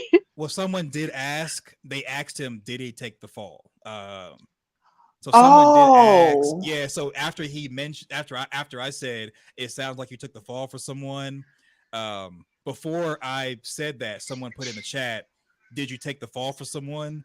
And none of us highlighted that. And then I mentioned that statement, and then he went into that. So that's Now, what I'm and saying. now you see how I don't be paying attention to the chat. Now, even with me highlighting the comments, I missed it. Just for future reference. Right. I'm picking up what you're putting down, and sometimes the chat is like the third person on the panel in a way. They may catch stuff that we don't, so it's give and take when it comes to the chat. But this is a very damning thing, and so now the real question is the faith factor going to leave the stream up because people are probably screen recording as we speak, but this right here is what makes it a preponderance of evidence because to me this was somewhat of a confession. Yeah. This is enough to say you're guilty. And see, here's my thoughts. And I'm sorry I've been hogging the mic. I think back then when he was being investigated or questioned by, let's say, a detective, he may have said what he said on the panel tonight, where he was like, "I didn't do it," and they're like, "Okay, if you didn't do it, who did?" And he's like, "Well, I don't want to say." And that's why they pinched him or gave him the or charged him, and he was found guilty because there was enough based off of what he could have said allegedly to where he knows what happened, he was there, but he's obstructing justice. So me as a DA, I'm going to put all this on you because you refuse to help us bring someone else to justice if you weren't the one who was actually doing the crime, or you were doing the crime and you're trying to say, well, I wasn't doing the crime, someone else was. It's a whole mess, and we don't know anything. And I hope that he does unseal his records. I hope he does uh, tell the story of what actually happened so we can know what that is. But as of right now, as it stands, guilty. Yeah. I would have to go with guilty as well. So if we were a jury of his peers, that would be two jurors ready to, send him to the electrocution chair. Yeah. And see, okay, this also goes into, watch this. So everybody has been saying that, and of course, Faith and I, we're not trolling, we're just putting pieces of the puzzle together. So people were saying, okay, aggravated sexual assault of a child, that's an egregious crime. Why did he only do 42 months instead of 30 years, or be charged as an adult? And it's because, in my opinion, this is all alleged, because he said, I didn't do that, and wouldn't say who actually did. So he got the actual charge, but they couldn't give him that much time because there wasn't enough evidence that he actually committed said offense. Meaning there wasn't any fluid on the 6-year-old, there wasn't any signs of any type of hairs of himself on the 6-year-old. But because he wouldn't say who actually did it, and the charge that was looming was aggravated sexual assault of a child, he got the charge but didn't get that much time because of lack of evidence. And Charm City Assassin just wrote, and I remember this, Charm City. I think I was there when he said this. He said, Ruth said that 50-year-olds shouldn't care if they were sexually assaulted as a child, that if they get triggered, they're phony. What? Yeah, I remember him saying that. Root said a lot of stuff. Oh my God. Yeah. Just like when Taz, I was over at Taz earlier, Mm-hmm. and Taz played some stuff that I had never heard Root say before, but it was Root. Yeah. I He told somebody he wanted to F his 14-year-old daughter. Yeah. I was like, what? I never heard this before. So this must have been some old stuff. So Root been saying stuff like this for a long time. Yeah. He's been saying stuff like this for a long time. Because what made me think that he was guilty was when I went over to Taz's, and that's what prompted me to give him that $10 super chat. Because he put something down that I hadn't even heard before. He put something down that I hadn't even heard before. I'd never heard him say that the audio was damning. So if y'all get a chance, go check out Chat Taz exclusives. And yeah, there's audio of Rude saying that. I was like, whoa. Yeah, there definitely is a pattern of negative behavior that has culminated with this event, with the doxing and the revealing of the charge and everything. So it's very, very, very bad. But that's all I have, Faith. This has been an awesome stream. Everybody, please subscribe to the Faith Factor YouTube channel, join our channel membership, watch our old videos, and hit the $sign on the old videos, and also super chatter, cash apper, support the platform, support the page. And that's all I have, Faith. Well, I'm going to go ahead and shut it down for everybody. I just wanted to say shout out to my early birds that came through into the chat. You know how I like to do. There's so many people in here chatting it up today, so I got to scroll all the way back up to the top to find the name of the first person to comment, and it was Miss Cassandra Brown. Congratulations, Miss Cassandra. You are the first person that commented in the chat.